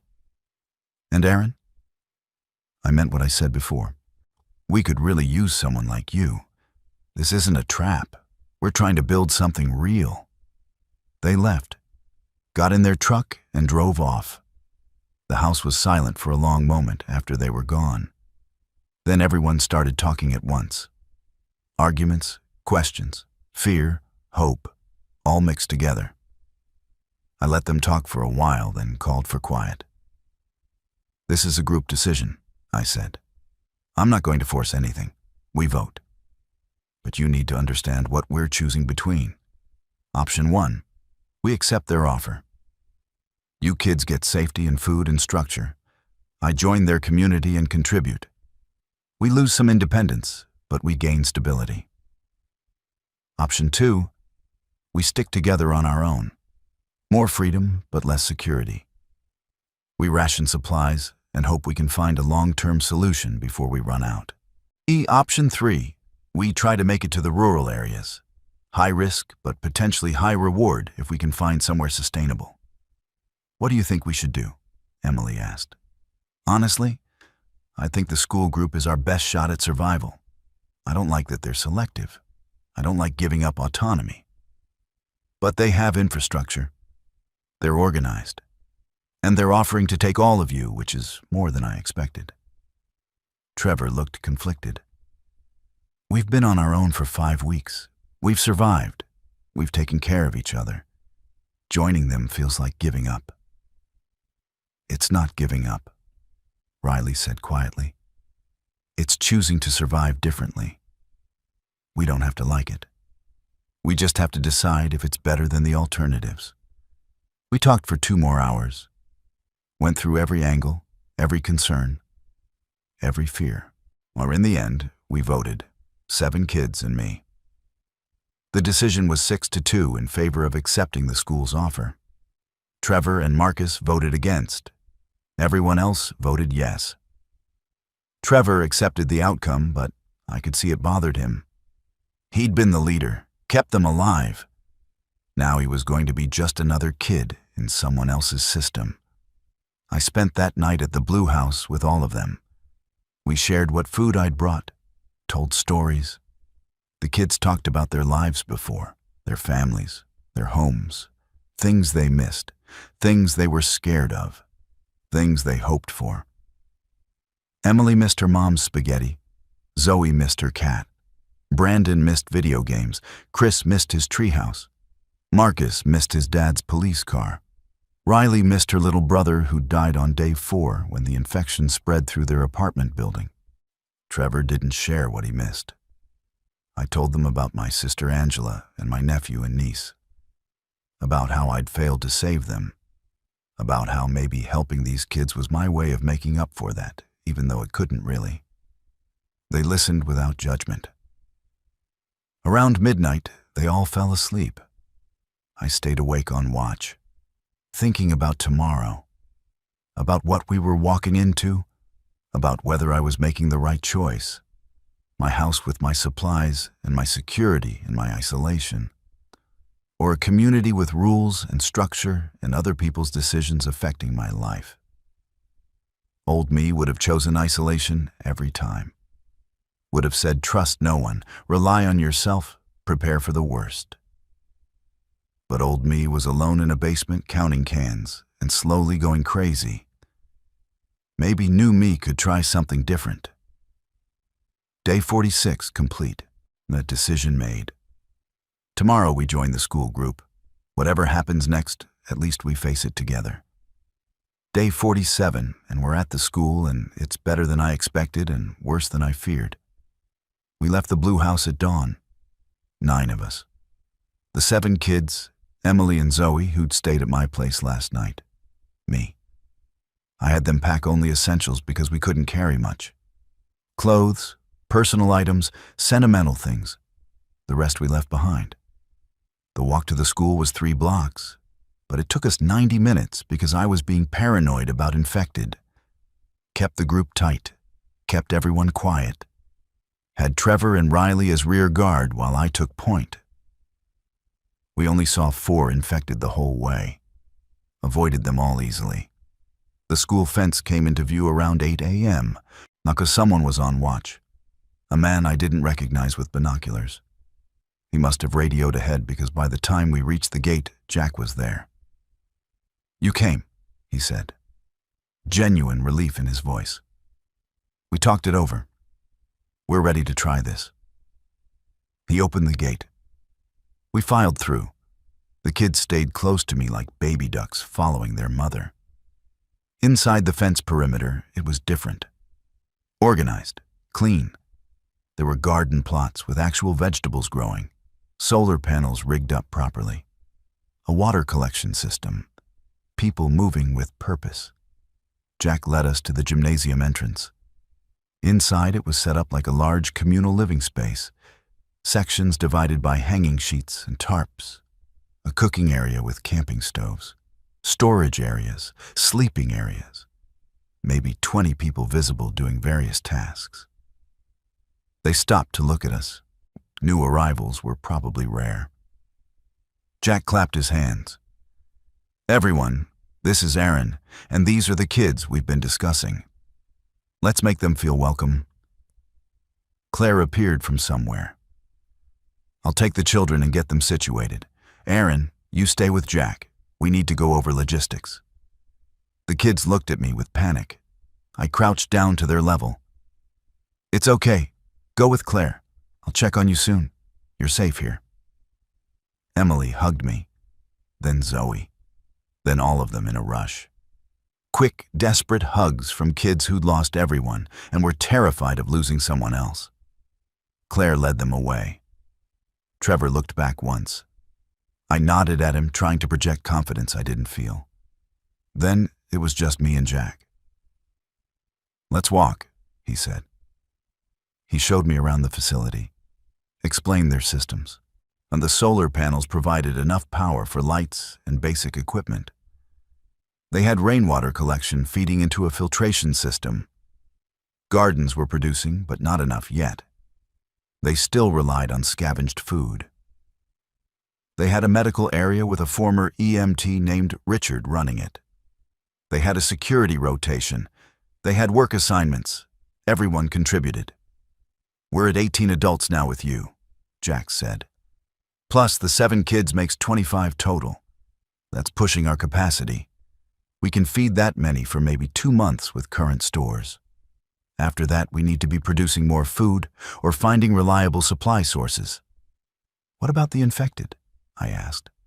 "They're a manageable problem inside our perimeter. The fence works. We do regular patrols outside to clear any that cluster near us. But we've lost 2 people to bites in the 5 weeks we've been operational. We're careful, but not perfect." We stopped at the garden area. A woman about 60 was tending tomato plants.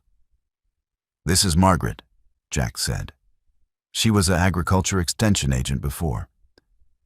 "She's teaching us to grow food." Margaret looked up. Teaching people who thought vegetables came from grocery stores how to farm is an interesting challenge.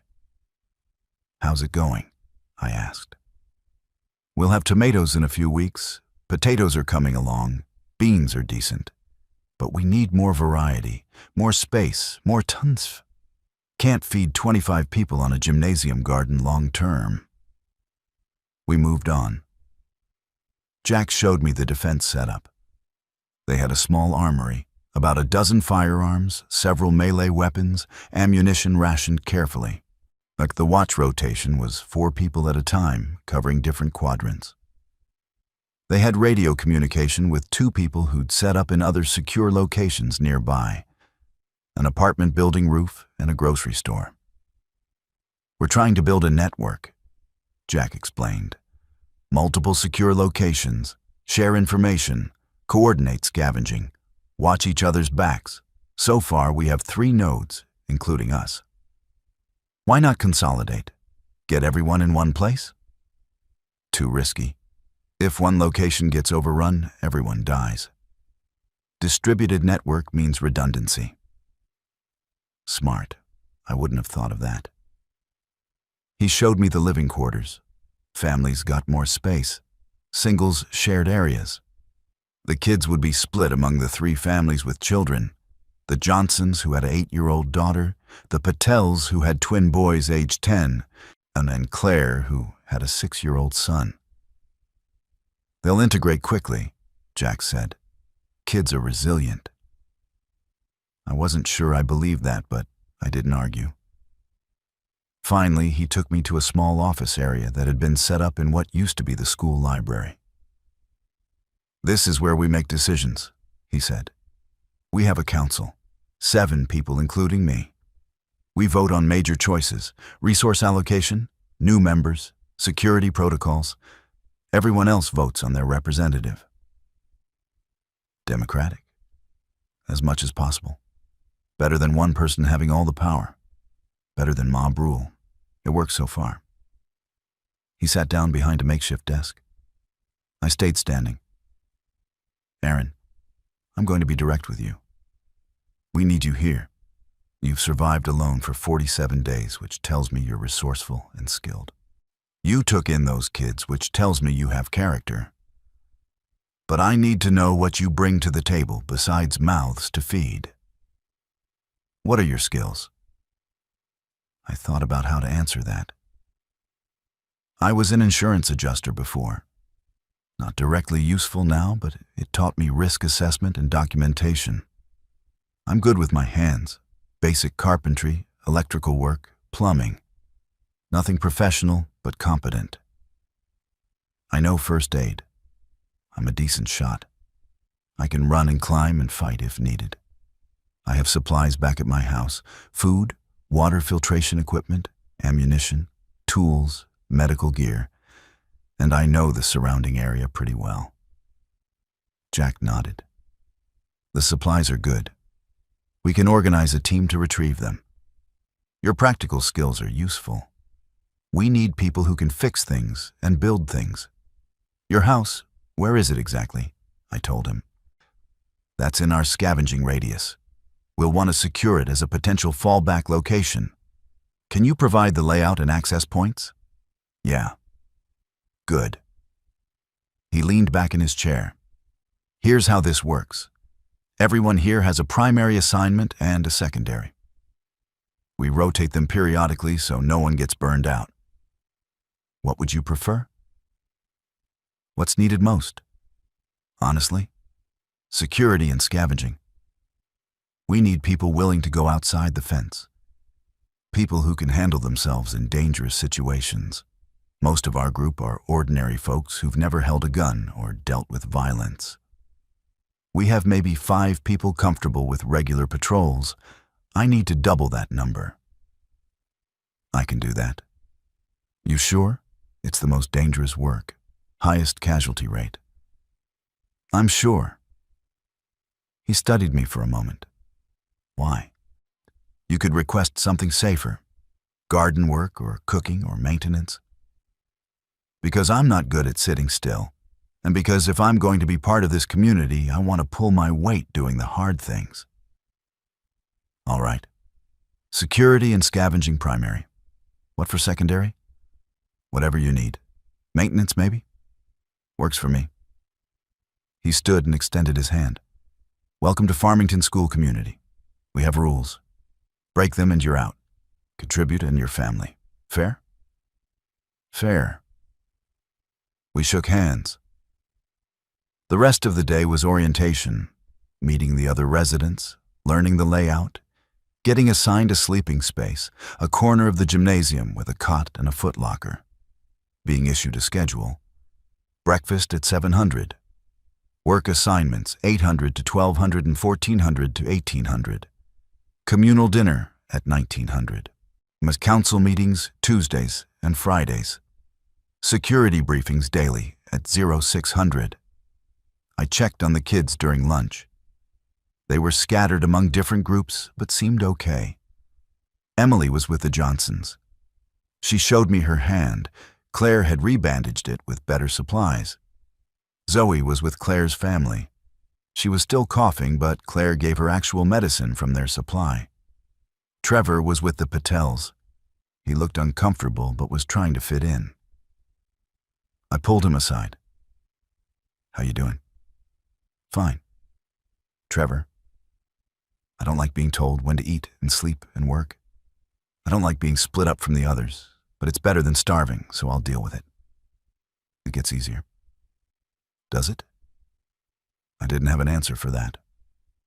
My first security shift was that evening, and I was paired with a guy named Marcus, no relation to the kid, who was former Army. We walked the fence perimeter, checking for weaknesses and watching for infected. "You'll get used to the routine," Marcus said. "First week is weird. Everyone watching you, testing you, seeing if you'll run or crack or steal or whatever. Just be consistent and pull your weight and they'll accept you." "How long have you been here?" "Since week 2. I was one of the first Jack recruited. Saw what he was trying to build and figured it beat dying alone." "Any regrets?" "Every day. But I regret dying more." We saw 3 infected during our patrol. They were on the other side of the fence, shambling aimlessly. We marked their locations for the morning sweep team to clear. "We keep the area around the fence clear for about 100 yards, Marcus explained. "Infected that wander closer get eliminated, usually at night with suppressed firearms. Loud gunshots attract more, so we avoid them when possible." "How many are left in the area?" "Hard to say.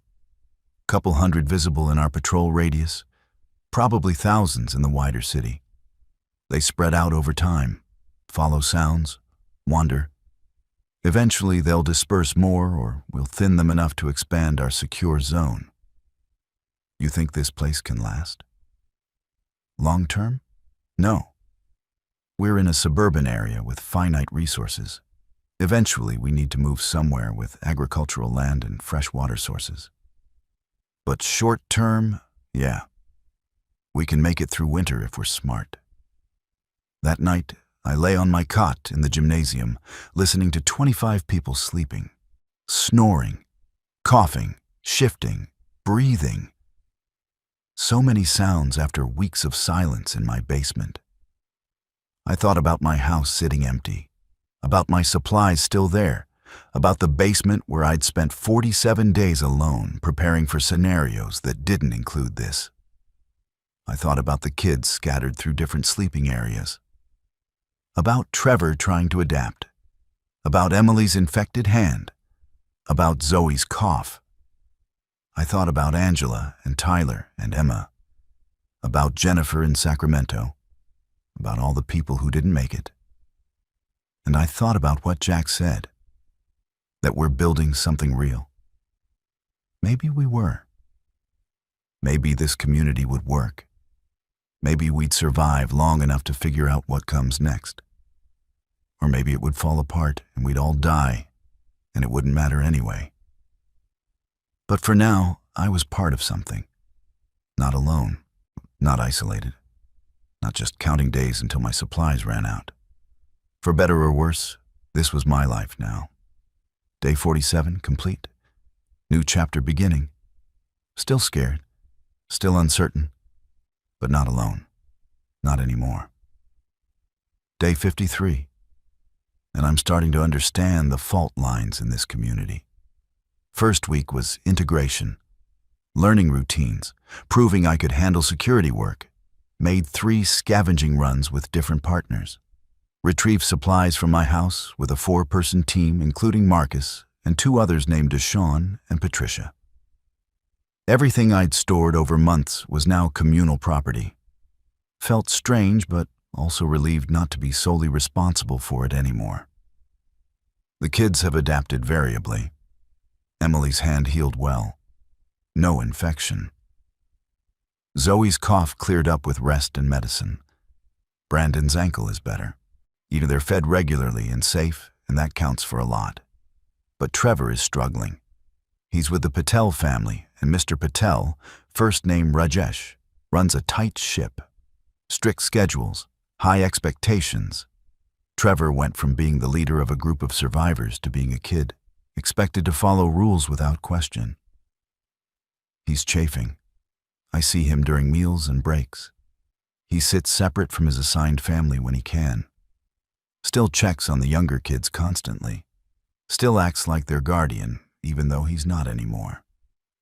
Yesterday, he got in trouble for sneaking extra food to Marcus the kid. Got caught by Claire and had his own rations reduced for a day as punishment. He took it without complaint, but I could see the anger in his eyes. I pulled him aside after dinner.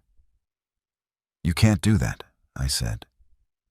"You break the rules, not they'll kick you out." Marcus was hungry. We're all hungry. Everyone gets the same ration. That's how it works. That's how it works for them. We took care of each other before. Now we follow their rules and hope they don't decide we're too much trouble. Trevor, I know, okay? I know we need them. I know this is better than starving. But I hate that we gave up everything to be here. I hate that Riley and me aren't even in the same family group. I hate that we have to ask permission to do anything. He wasn't wrong, but he also wasn't seeing the bigger picture. "You're alive," I said. "The younger ones are safe. Sometimes that has to be enough." "Is it enough for you?" I didn't answer that. The fault lines I mentioned. I'm seeing them everywhere now that I've been here a week. There's tension between the original members and newer arrivals. The originals feel like they built this, and newcomers should be grateful. Newcomers feel like they're being treated as second-class citizens. There's tension between families with kids and singles. Families get more space and resources.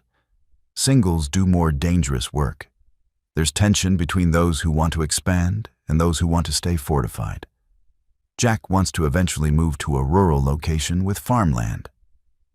Others, like Margaret, think we should stay put and improve what we have. There's tension about how democratic the decision-making actually is. The council votes on major decisions, but Jack has a lot of influence, and some people feel like it's his way or nothing. And there's tension about the kids I brought. 7 extra mouths, our limited contribution capability. Some people think we shouldn't have taken them in.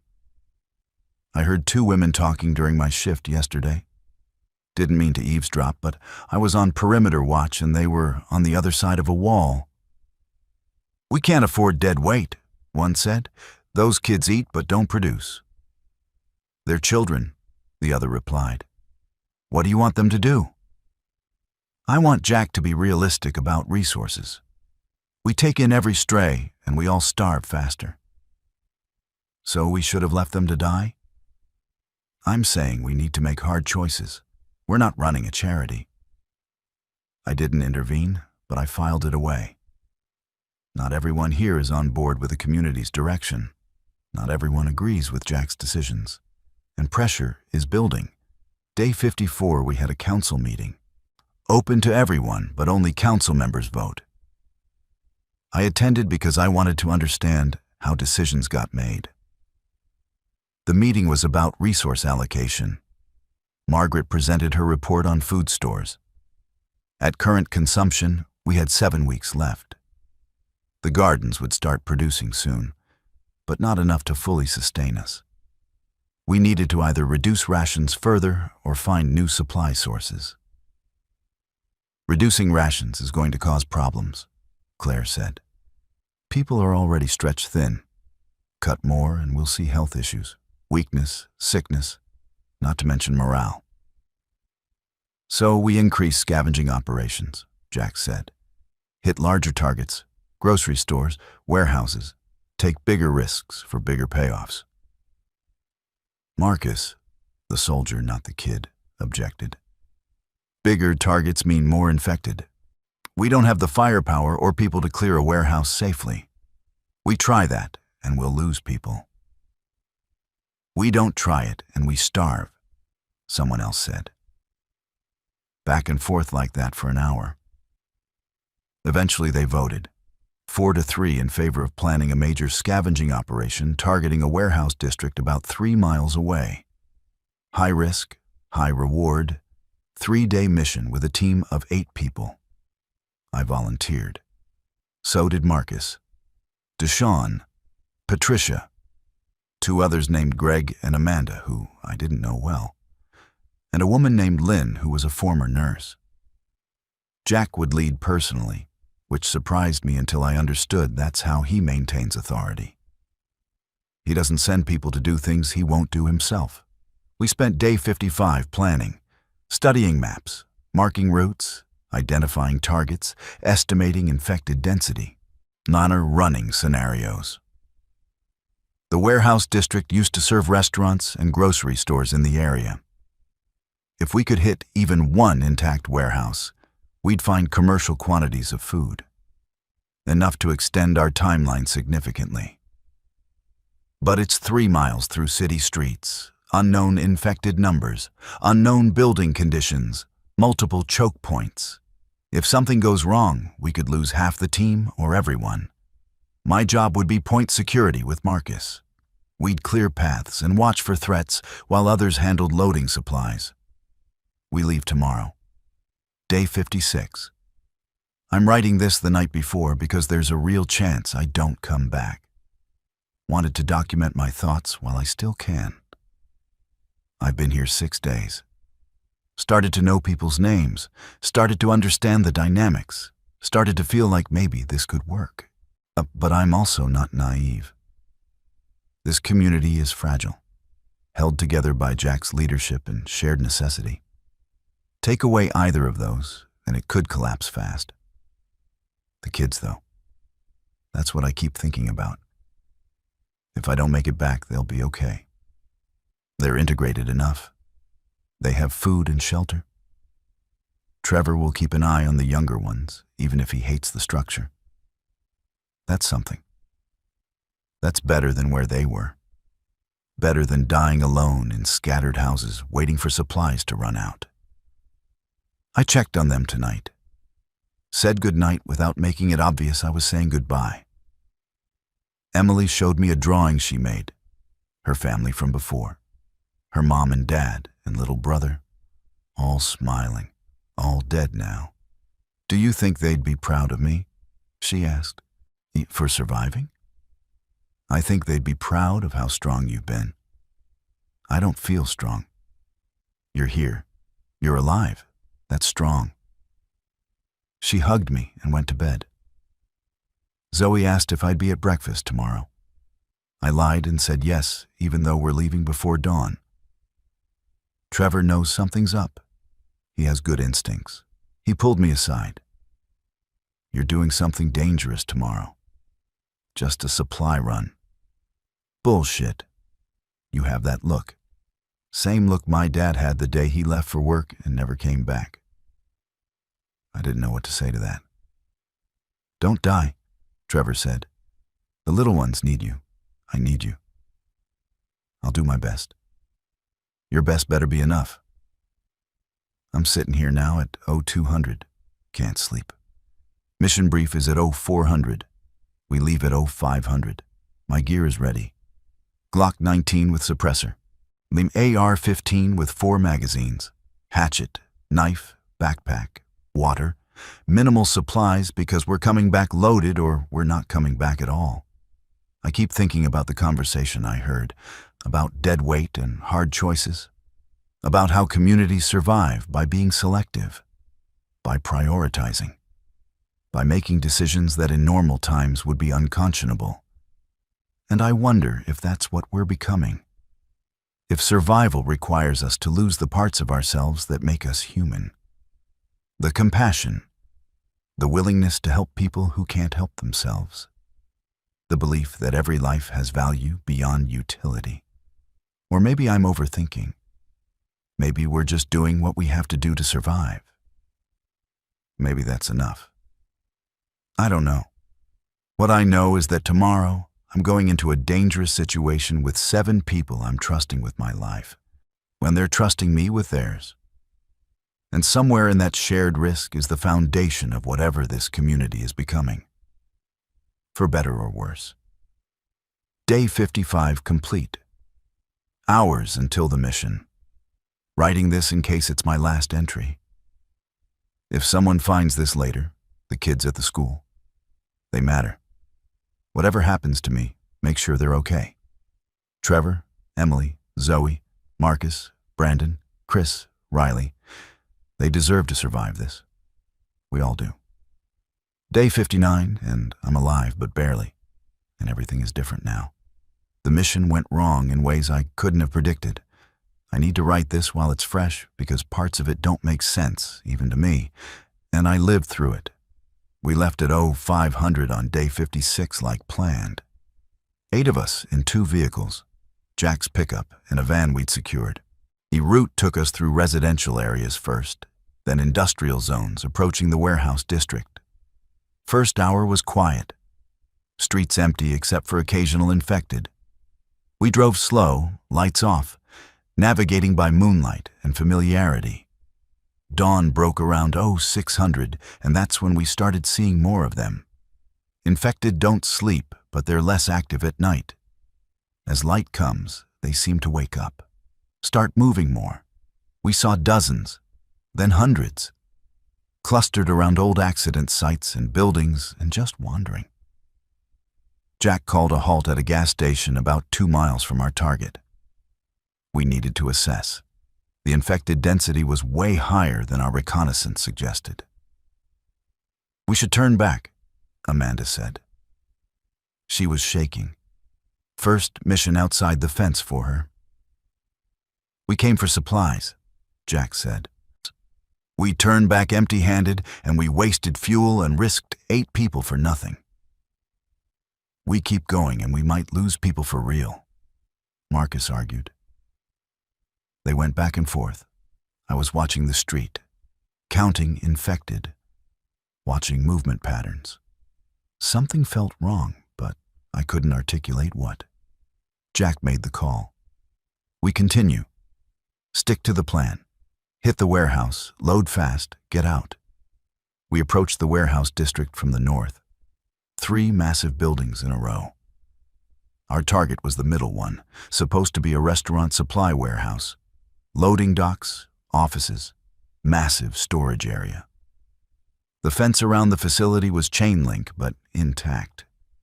The gate was closed, but not locked. We drove through and closed it behind us. Immediate relief being inside a fenced perimeter, even if it wasn't actually secure. The loading dock had 3 bay doors, all closed. We tried them. Second one was unlocked, rolled it up carefully. The warehouse interior was dark. We used flashlights, aisles of industrial shelving stretching back into shadow. This was good. This was exactly what we needed. Jack split us into teams. Marcus and me on security watching approaches, Deshaun and Greg on loading, find the food, load the vehicles. Jack, Patricia, Amanda, and Lynn searching deeper in the warehouse for the best supplies. We started working. I took position at the bay door, watching the yard and fence line. Marcus positioned at the pedestrian entrance on the side of the building. 20 minutes in, Deshaun called out. Jackpot. Found the dry goods section, industrial cans, rice in 50-pound bags, pasta. This is huge. They started hauling. Big, awkward loads. Enough food to feed 25 people for months if we got it all back. That's when I saw movement outside the fence. Infected, a lot of them. Moving toward our location from the south, not random wandering. Deliberate movement toward our position. Marcus, I called. We have a problem. He came over, looked, cursed. They heard us. The garage door, our voices. They're coming. How many? 30 visible, probably more behind them. We radioed Jack. He came back to the loading area. How long do we have? He asked. They're moving slow, maybe 10 minutes before they hit the fence. If the fence holds, we're okay. If it doesn't, it'll hold. Chain link can take a lot of pressure. We keep loading, fast as possible. Be ready to pull out if needed. We went back to work. But now I could hear them. That moaning, getting closer, and the sound of bodies pressing against metal. 5 minutes later, Marcus called me over. The side entrance where he was posted had a window. Through it, we could see infected at that fence section too. "They're surrounding the building," he said. "How?" "I don't know. But look at them. They're not just wandering, they're positioning. Like they know we're in here." I looked closer. He was right. The infected were spreading out along the fence line, not clustering in one spot like they usually did when attracted to a sound, distributing themselves evenly. "That's not normal behavior," I said. "No, it's not." I radioed Jack again. "We need to leave. Now. The infected are acting strange." "Strange how?" "Organized. Spreading out. Surrounding us. Infected don't organize." "I know, but I'm telling you what I'm seeing." Jack came back again, looked for himself. His expression changed. "Everyone to the vehicles. Now. Leave whatever isn't loaded." We scrambled. The team deep in the warehouse came running back. We'd loaded maybe a quarter of what we could carry. But that didn't matter anymore. That's when the fence started coming down, not breaking from pressure, being pulled down deliberately. Sections of chain link being grabbed and yanked and torn away from posts. And behind the fence, I saw something that made my brain stop working for a second. Mixed in with the infected were people. Actual living people. Wearing masks, working with the infected, directing them. "What the fuck?" Marcus whispered. The infected poured through the gaps in the fence, coming from all sides, and the people with them were pointing. At us, at the warehouse, directing the infected toward us like they were attack dogs. "Go, go, go!" Jack shouted. We piled into the vehicles. Deshawn was in the van with Greg and Amanda. Jack, Marcus, Patricia, Lynn, and me in the pickup. Jack gunned the engine, aimed for the gate we'd come through. But there were infected in the way now. He hit them. Bodies went flying. The truck shuddered, but kept moving. We made it through the gate onto the street. The van was right behind us. And then I looked back and saw one of the masked people raise something. A radio, maybe, or a signal device. Ahead of us, the street was filling with infected.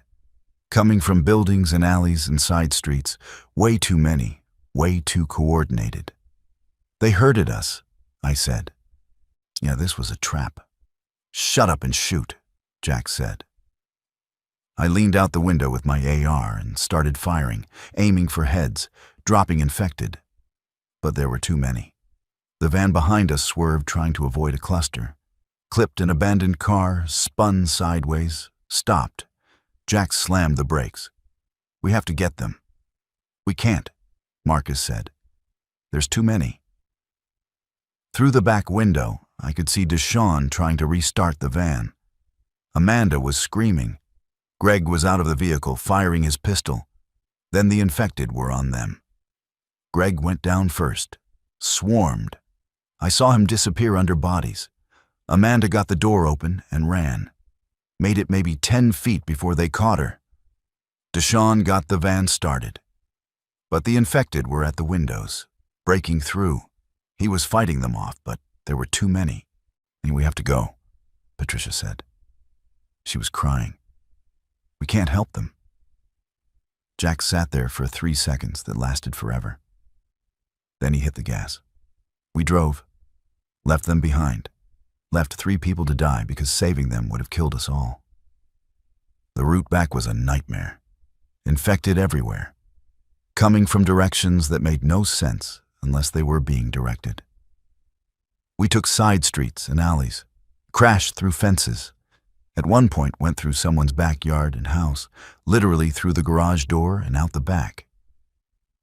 Lynn was hit. An infected hand came through the passenger window and grabbed her. She struggled, and I pulled her away, but it tore a chunk of her arm. Blood everywhere. "Am I infected?" she kept asking. "Am I infected?" "I don't know," Patricia said. "We'll find out." We made it back to the school at 1400 hours. 5 of us instead of 8. Van lost. Supplies minimal compared to what we'd hoped. Lynn bleeding and possibly infected. Jack called an emergency council meeting. Everyone gathered in the gymnasium. He explained what happened. The warehouse, the trap, the people working with infected, the loss of Greg, Amanda, and Deshawn. Silence. Then chaos. People shouting, demanding answers, demanding to know how this happened, demanding to know who these people were. "I don't know," Jack said. "But we need to assume we're not the only organized group out there. And we need to assume not all of them are friendly." Lynn was quarantined in a separate room. We'd know in 18 hours if she was infected. If she was, she'd have to be dealt with. That's the rule, and no exceptions. I spent the rest of the day in shock, replaying it in my head, the faces of the masked people, the way the infected moved when directed, Greg's last moments, Amanda's scream, Deshawn trying to fight them off. We'd lost 3 people, good people who'd survived for weeks, gone in minutes because we walked into something we didn't understand. That night, Trevor found me sitting outside the gymnasium. "I heard what happened," he said. "You okay?" "No." "Good. You shouldn't be okay after that." We sat in silence for a while.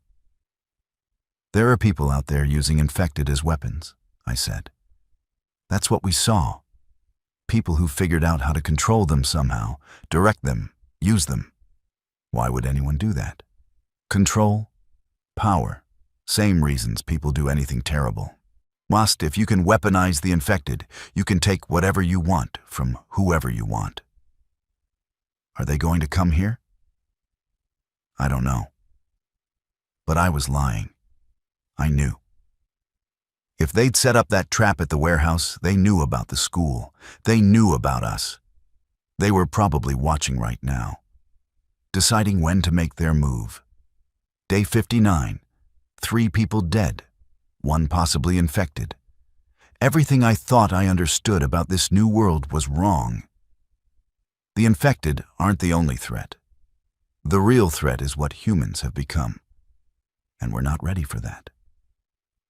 Lynn turned at 0800 on day 57. 18 hours exactly from when she was bitten.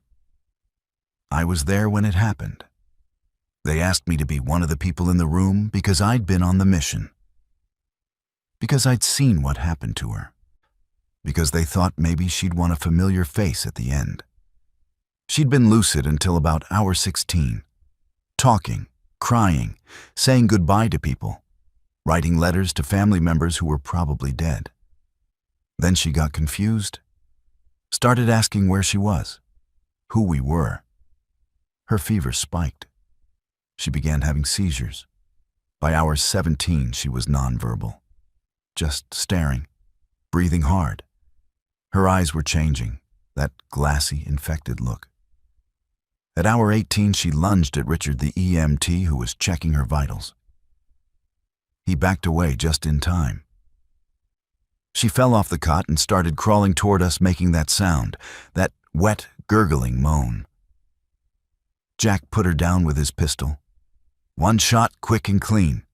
We buried her outside the fence that afternoon. Small service. People said words about her. And I didn't know her well enough to speak, but I stood there and felt the weight of it. 3 people gone. 3 bodies that used to be humans with names and histories and people who cared about them. Now just gone. The council met again that night. Security briefing. "We have to assume the worst," Jack said. "The group that set that trap knows we exist. They may have tracked us back here. We need enhanced security, more watch positions. We need to scout the area and identify potential threats. And we need a contingency plan if this location becomes compromised. Where would we even go? Claire asked. The other network locations? The apartment building or the grocery store? Or we scatter? Pre-arranged meetup points. We survive however we can. That's not a plan, someone said. That's giving up. That's reality. I mean, we're 22 people with limited weapons trying to survive in a world where other groups are apparently weaponizing the infected. We're not safe here. We never were. We just didn't know it until now. Marcus spoke up. I propose we send out a recon team. Small, quiet, scout the area where we saw those people. Figure out where they're based, how many there are, what their capabilities are. Intelligence before action. Who goes? Marcus looked at me. Aaron and me. We were both there. We saw them. We'd recognize them again. 2-person team, light and fast, 3-day mission. Everyone looked at Jack. He considered. You'd be risking 2 of our best security people on a scouting mission that might not yield anything useful. Or we'd be getting information that could save everyone here. Jack nodded slowly. Do it. But if you're not back in 72 hours, we assume you're lost and we move forward without you. We started planning immediately. Different approach than the warehouse mission. No vehicles, too loud, on foot, moving through back roads and hidden routes. Observation only, no engagement. Get in, gather intel, get out. We'd leave tomorrow, day 58. I spent that evening with the kids again. Trevor, especially. Pulled him aside and told him what I was doing. You're leaving again. Just for a few days. People keep saying that, and then they don't come back. I'm coming back. You don't know that. He was right. I didn't. Trevor, if something happens to me, you need to take care of the others. I know you hate the structure here. I know it's not what you want. But they're safer here than anywhere else. Don't you understand? I'm 12. I know. But you're also the toughest person I've met in this whole nightmare. Those kids trust you. So do I. Don't put that on me. I'm not putting anything on you. I'm just saying you're capable of more than you think. He looked away. Just come back okay? I'm tired of people leaving. I'll do my best. We left at 0600 on day 58, Marcus and me. Light packs with food and water for 3 days. Weapons but minimal ammo. We weren't planning to fight. Binoculars, maps, radio with encryption. The plan was to check in every 12 hours if possible. We moved through the city like ghosts, staying off main roads, using buildings for cover, avoiding infected. We saw plenty, but they didn't see us. By day 1 afternoon, we were back near the warehouse district. Set up an observation post in a parking garage across from the warehouses. And what we saw explained everything. The warehouse we'd hit was part of a larger complex. 4 buildings total. The other 3 were occupied, fortified, vehicles visible, solar panels, organized activity. Through binoculars, I could see people moving between buildings, armed, wearing those same masks. And they had infected with them, not attacking them, following them, being herded. How? Marcus whispered. I watched closer. The masked people had something on poles. I couldn't make out what at first. Then one of them used it on an infected that was wandering off. A shock prod, maybe. Or something similar. The infected reacted and got back in line. They're using pain compliance, I said. Electric shocks or something similar. Oh, conditioning the infected to respond to stimuli. That's insane. That's effective. We watched for 6 hours, documented everything we saw, counted people, at least 30 visible, probably more inside. Counted infected, hundreds contained in fenced areas. Counted vehicles, 8 including 2 military-style trucks. This wasn't a survival group. This was an operation, organized, well-supplied, dangerous. At dusk, we pulled back to a safer observation point about a mile away, found an empty office building, and set up in an interior room with no windows. "We need to report this," Marcus said. We radioed Jack, encrypted channel, gave him our findings. His response: "Jesus Christ. Any indication they know our location?" "Not confirmed. But we have to assume yes. The warehouse trap was too well planned, and they knew someone would come for supplies eventually. Get back here. We need to plan a response. Tomorrow. We want one more day of observation. Confirm numbers and capabilities." Long silence. Then, 72 hours, remember? Clock's ticking. Day 59 we observed from multiple positions. Confirmed our estimates. 30 to 40 people in their group. Hundreds of trained infected. Well-armed, well-organized. They were running supply missions just like we were. But they were using infected to clear buildings and intimidate competitors. Around noon, we saw something else. A vehicle approached their compound. Pickup truck. 3 people inside looking desperate. They stopped at the gate and someone came out to talk to them. The conversation lasted maybe 5 minutes. Then the masked people opened the gate, where the newcomers drove in. We watched for an hour, but they didn't come back out. "Are they recruiting?" Marcus asked. "Or capturing?" We stayed another 6 hours, then started working our way back toward the school. Took a different route, careful, slow. That's when we saw it. About a mile from the school, in a residential area. Fresh markings on houses, spray-painted symbols, numbers, arrows pointing directions. "They're mapping," I said. "Scouting our area." Marcus photographed the markings. "We need to move faster." We pushed hard, got back to the school at 2000 hours on day 59. 62 hours since we'd left. Jack assembled the council immediately. We presented everything. The compound, the numbers, the trained infected, the scouting marks near our location. "They're going to hit us," Jack said. It wasn't a question. "Probably. I don't know when, but they know we're here." "Can we fight them off?" Marcus shook his head. "Not if they come with infected. We have 22 people, maybe 10 who can fight effectively.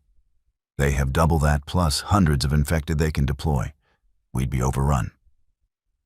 "So we run," Claire said. "We bug out.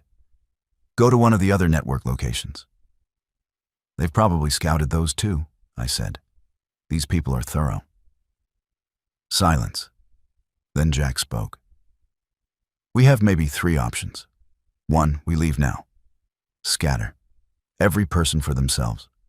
Probably means most of us die alone. 2, we consolidate with the other network sites. Pool our resources. Make a stand together. Better odds, but still not great. 3, we make contact with this group, try to negotiate. Maybe they're not hostile. Maybe we can coexist." "They killed 3 of our people," Patricia said. "Set a trap for us." "You want to negotiate with them?" "I want us to survive. And making enemies of the only other organized group in the area doesn't seem like a survival strategy." The debate went on for 2 hours. Everyone had opinions. Fear and anger and desperation all mixed together. Finally, they voted. Option 2 won. 4 votes. Consolidate with the network locations. Make a defensive stand together. We'd start moving people tomorrow. Day 60.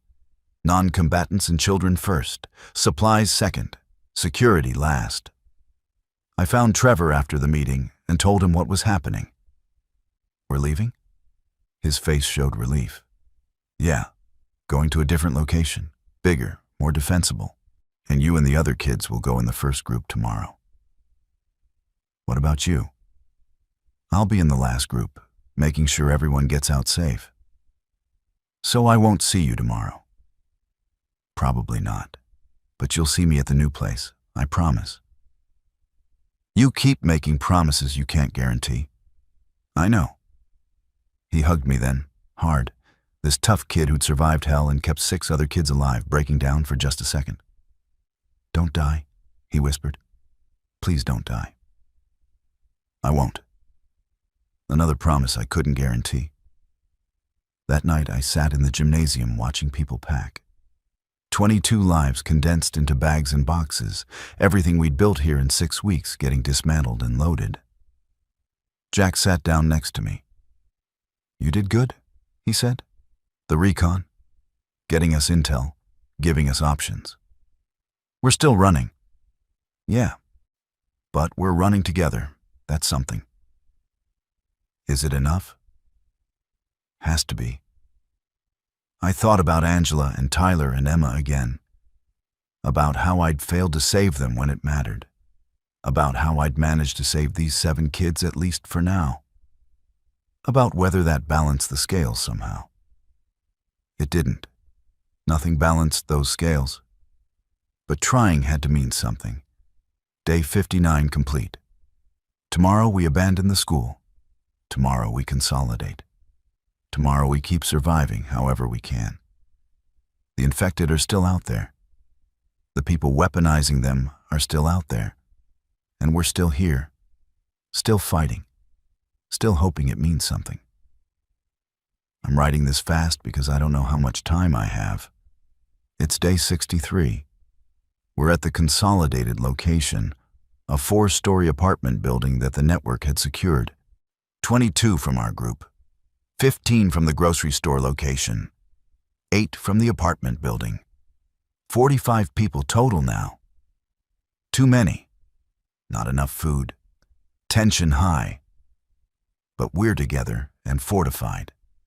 And that's supposed to count for something. The evacuation from the school went smoothly. Kids and non-combatants moved first, like planned.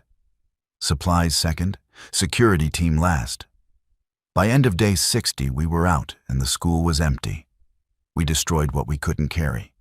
Contaminated food stores, broke equipment, didn't want to leave anything useful for whoever came after. The new location is better defensively. 4 stories gives us elevation, multiple stairwells, roof access for observation. The ground floor is barricaded. We control the entry points. Gardens on the roof in the works. Water collection systems. Power from solar. But it's cramped. 45 people in a space meant for maybe 30. Sleeping areas are packed. Supplies are tight. Rationing is stricter than before. And the groups don't fully trust each other yet. The grocery store people feel like they're doing us a favor taking us in. The apartment people resent both groups for crowding them. Our school people feel defensive and displaced. Jack is trying to integrate everyone. Shared work assignments, mixed security teams, communal meals. But it's hard. Humans are tribal. We naturally segregate into in-groups and out-groups. Trevor and the kids are struggling with the new situation. They were just getting used to the school. Now everything is different again. New families, new rules, new spaces. Riley cried herself to sleep last night. Emily's hand infection came back. Stress, probably. Aunt Zoe's cough returned. Marcus the kid got in a fight with one of the grocery store kids over food. Brandon won't talk to anyone. Trevor is holding them together, but I can see him fraying. Chris is gone. That's the part I've been avoiding writing. Day 61. Second day at the new location. Chris was on a scavenging team with 3 adults. Hit a pharmacy 2 blocks away. Good target. Low risk, theoretically. They cleared the building, got inside, started loading medical supplies. Then they heard it. Movement in the back. A lot of movement. The back storage area had infected inside. Somehow they'd gotten trapped when the pharmacy closed, and they'd been there for 2 months. Dozens of them. The scavenging team tried to retreat, but Chris panicked, ran the wrong direction, deeper into the store instead of toward the exit. By the time they realized and went back for him, it was too late. They brought his body back. Had to, couldn't leave him to turn. One of the adults shot him after he'd been bitten. Before he turned. Quick, merciful. His body is buried outside the building perimeter. Small marker. Chris, age 9. Lost family. Lost everything. Lost his life trying to help the group survive. I had to tell the other kids. That was the worst part. Watching their faces as they understood. Watching them process that someone else they cared about was gone. Trevor didn't cry. Didn't react visibly. Just nodded and walked away. I found him later on the roof, staring at nothing. "This is my fault," he said. "It's not. I should have watched him better. Should have kept him close. Trevor, you can't protect everyone." "Then what's the fucking point?" His voice broke. "What's the point of surviving if everyone we love dies anyway?" I didn't have an answer. The funeral was that evening. People said words. Most didn't know Chris well enough to say anything personal. He was just another lost kid in a world full of lost kids. Emily spoke. Chris liked dinosaurs and macaroni and cheese, and he was scared of the dark, so I used to let him sleep next to me with my flashlight. He was my friend. He tried really hard to be brave, even when he was scared.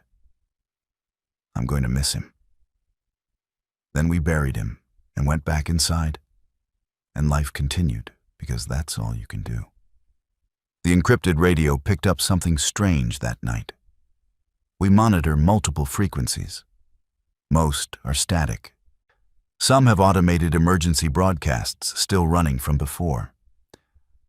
But on one frequency, we'd been hearing occasional chatter, always encrypted, always short bursts. Our communications guy, someone from the apartment group named Paul, managed to decrypt some of it. What we heard changed everything. Sector 7 clear. 14 collected. Moving to processing. Sector 4 has resistance. Deploying herd to suppress. Collection quota for this week met. Returning to base. They're collecting people. The group with the trained infected. They're not just surviving. They're taking people. For what purpose, we don't know. Jack called another emergency council meeting. "We need to decide our long-term strategy," he said.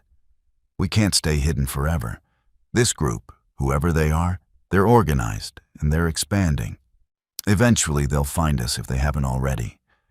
We either make contact and try to negotiate, or we prepare for conflict, or we run further."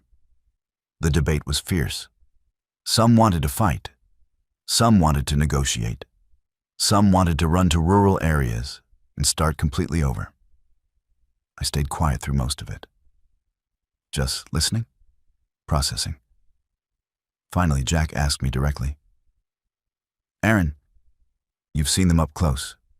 You've been out there more than most. What do you think we should do?" Everyone looked at me. 45 people waiting for an answer I didn't have. "I think we're asking the wrong question," I said slowly. "We keep talking about surviving, about making it through to some undefined future point where things get better. But things aren't going to get better. This is the world now. Infected everywhere.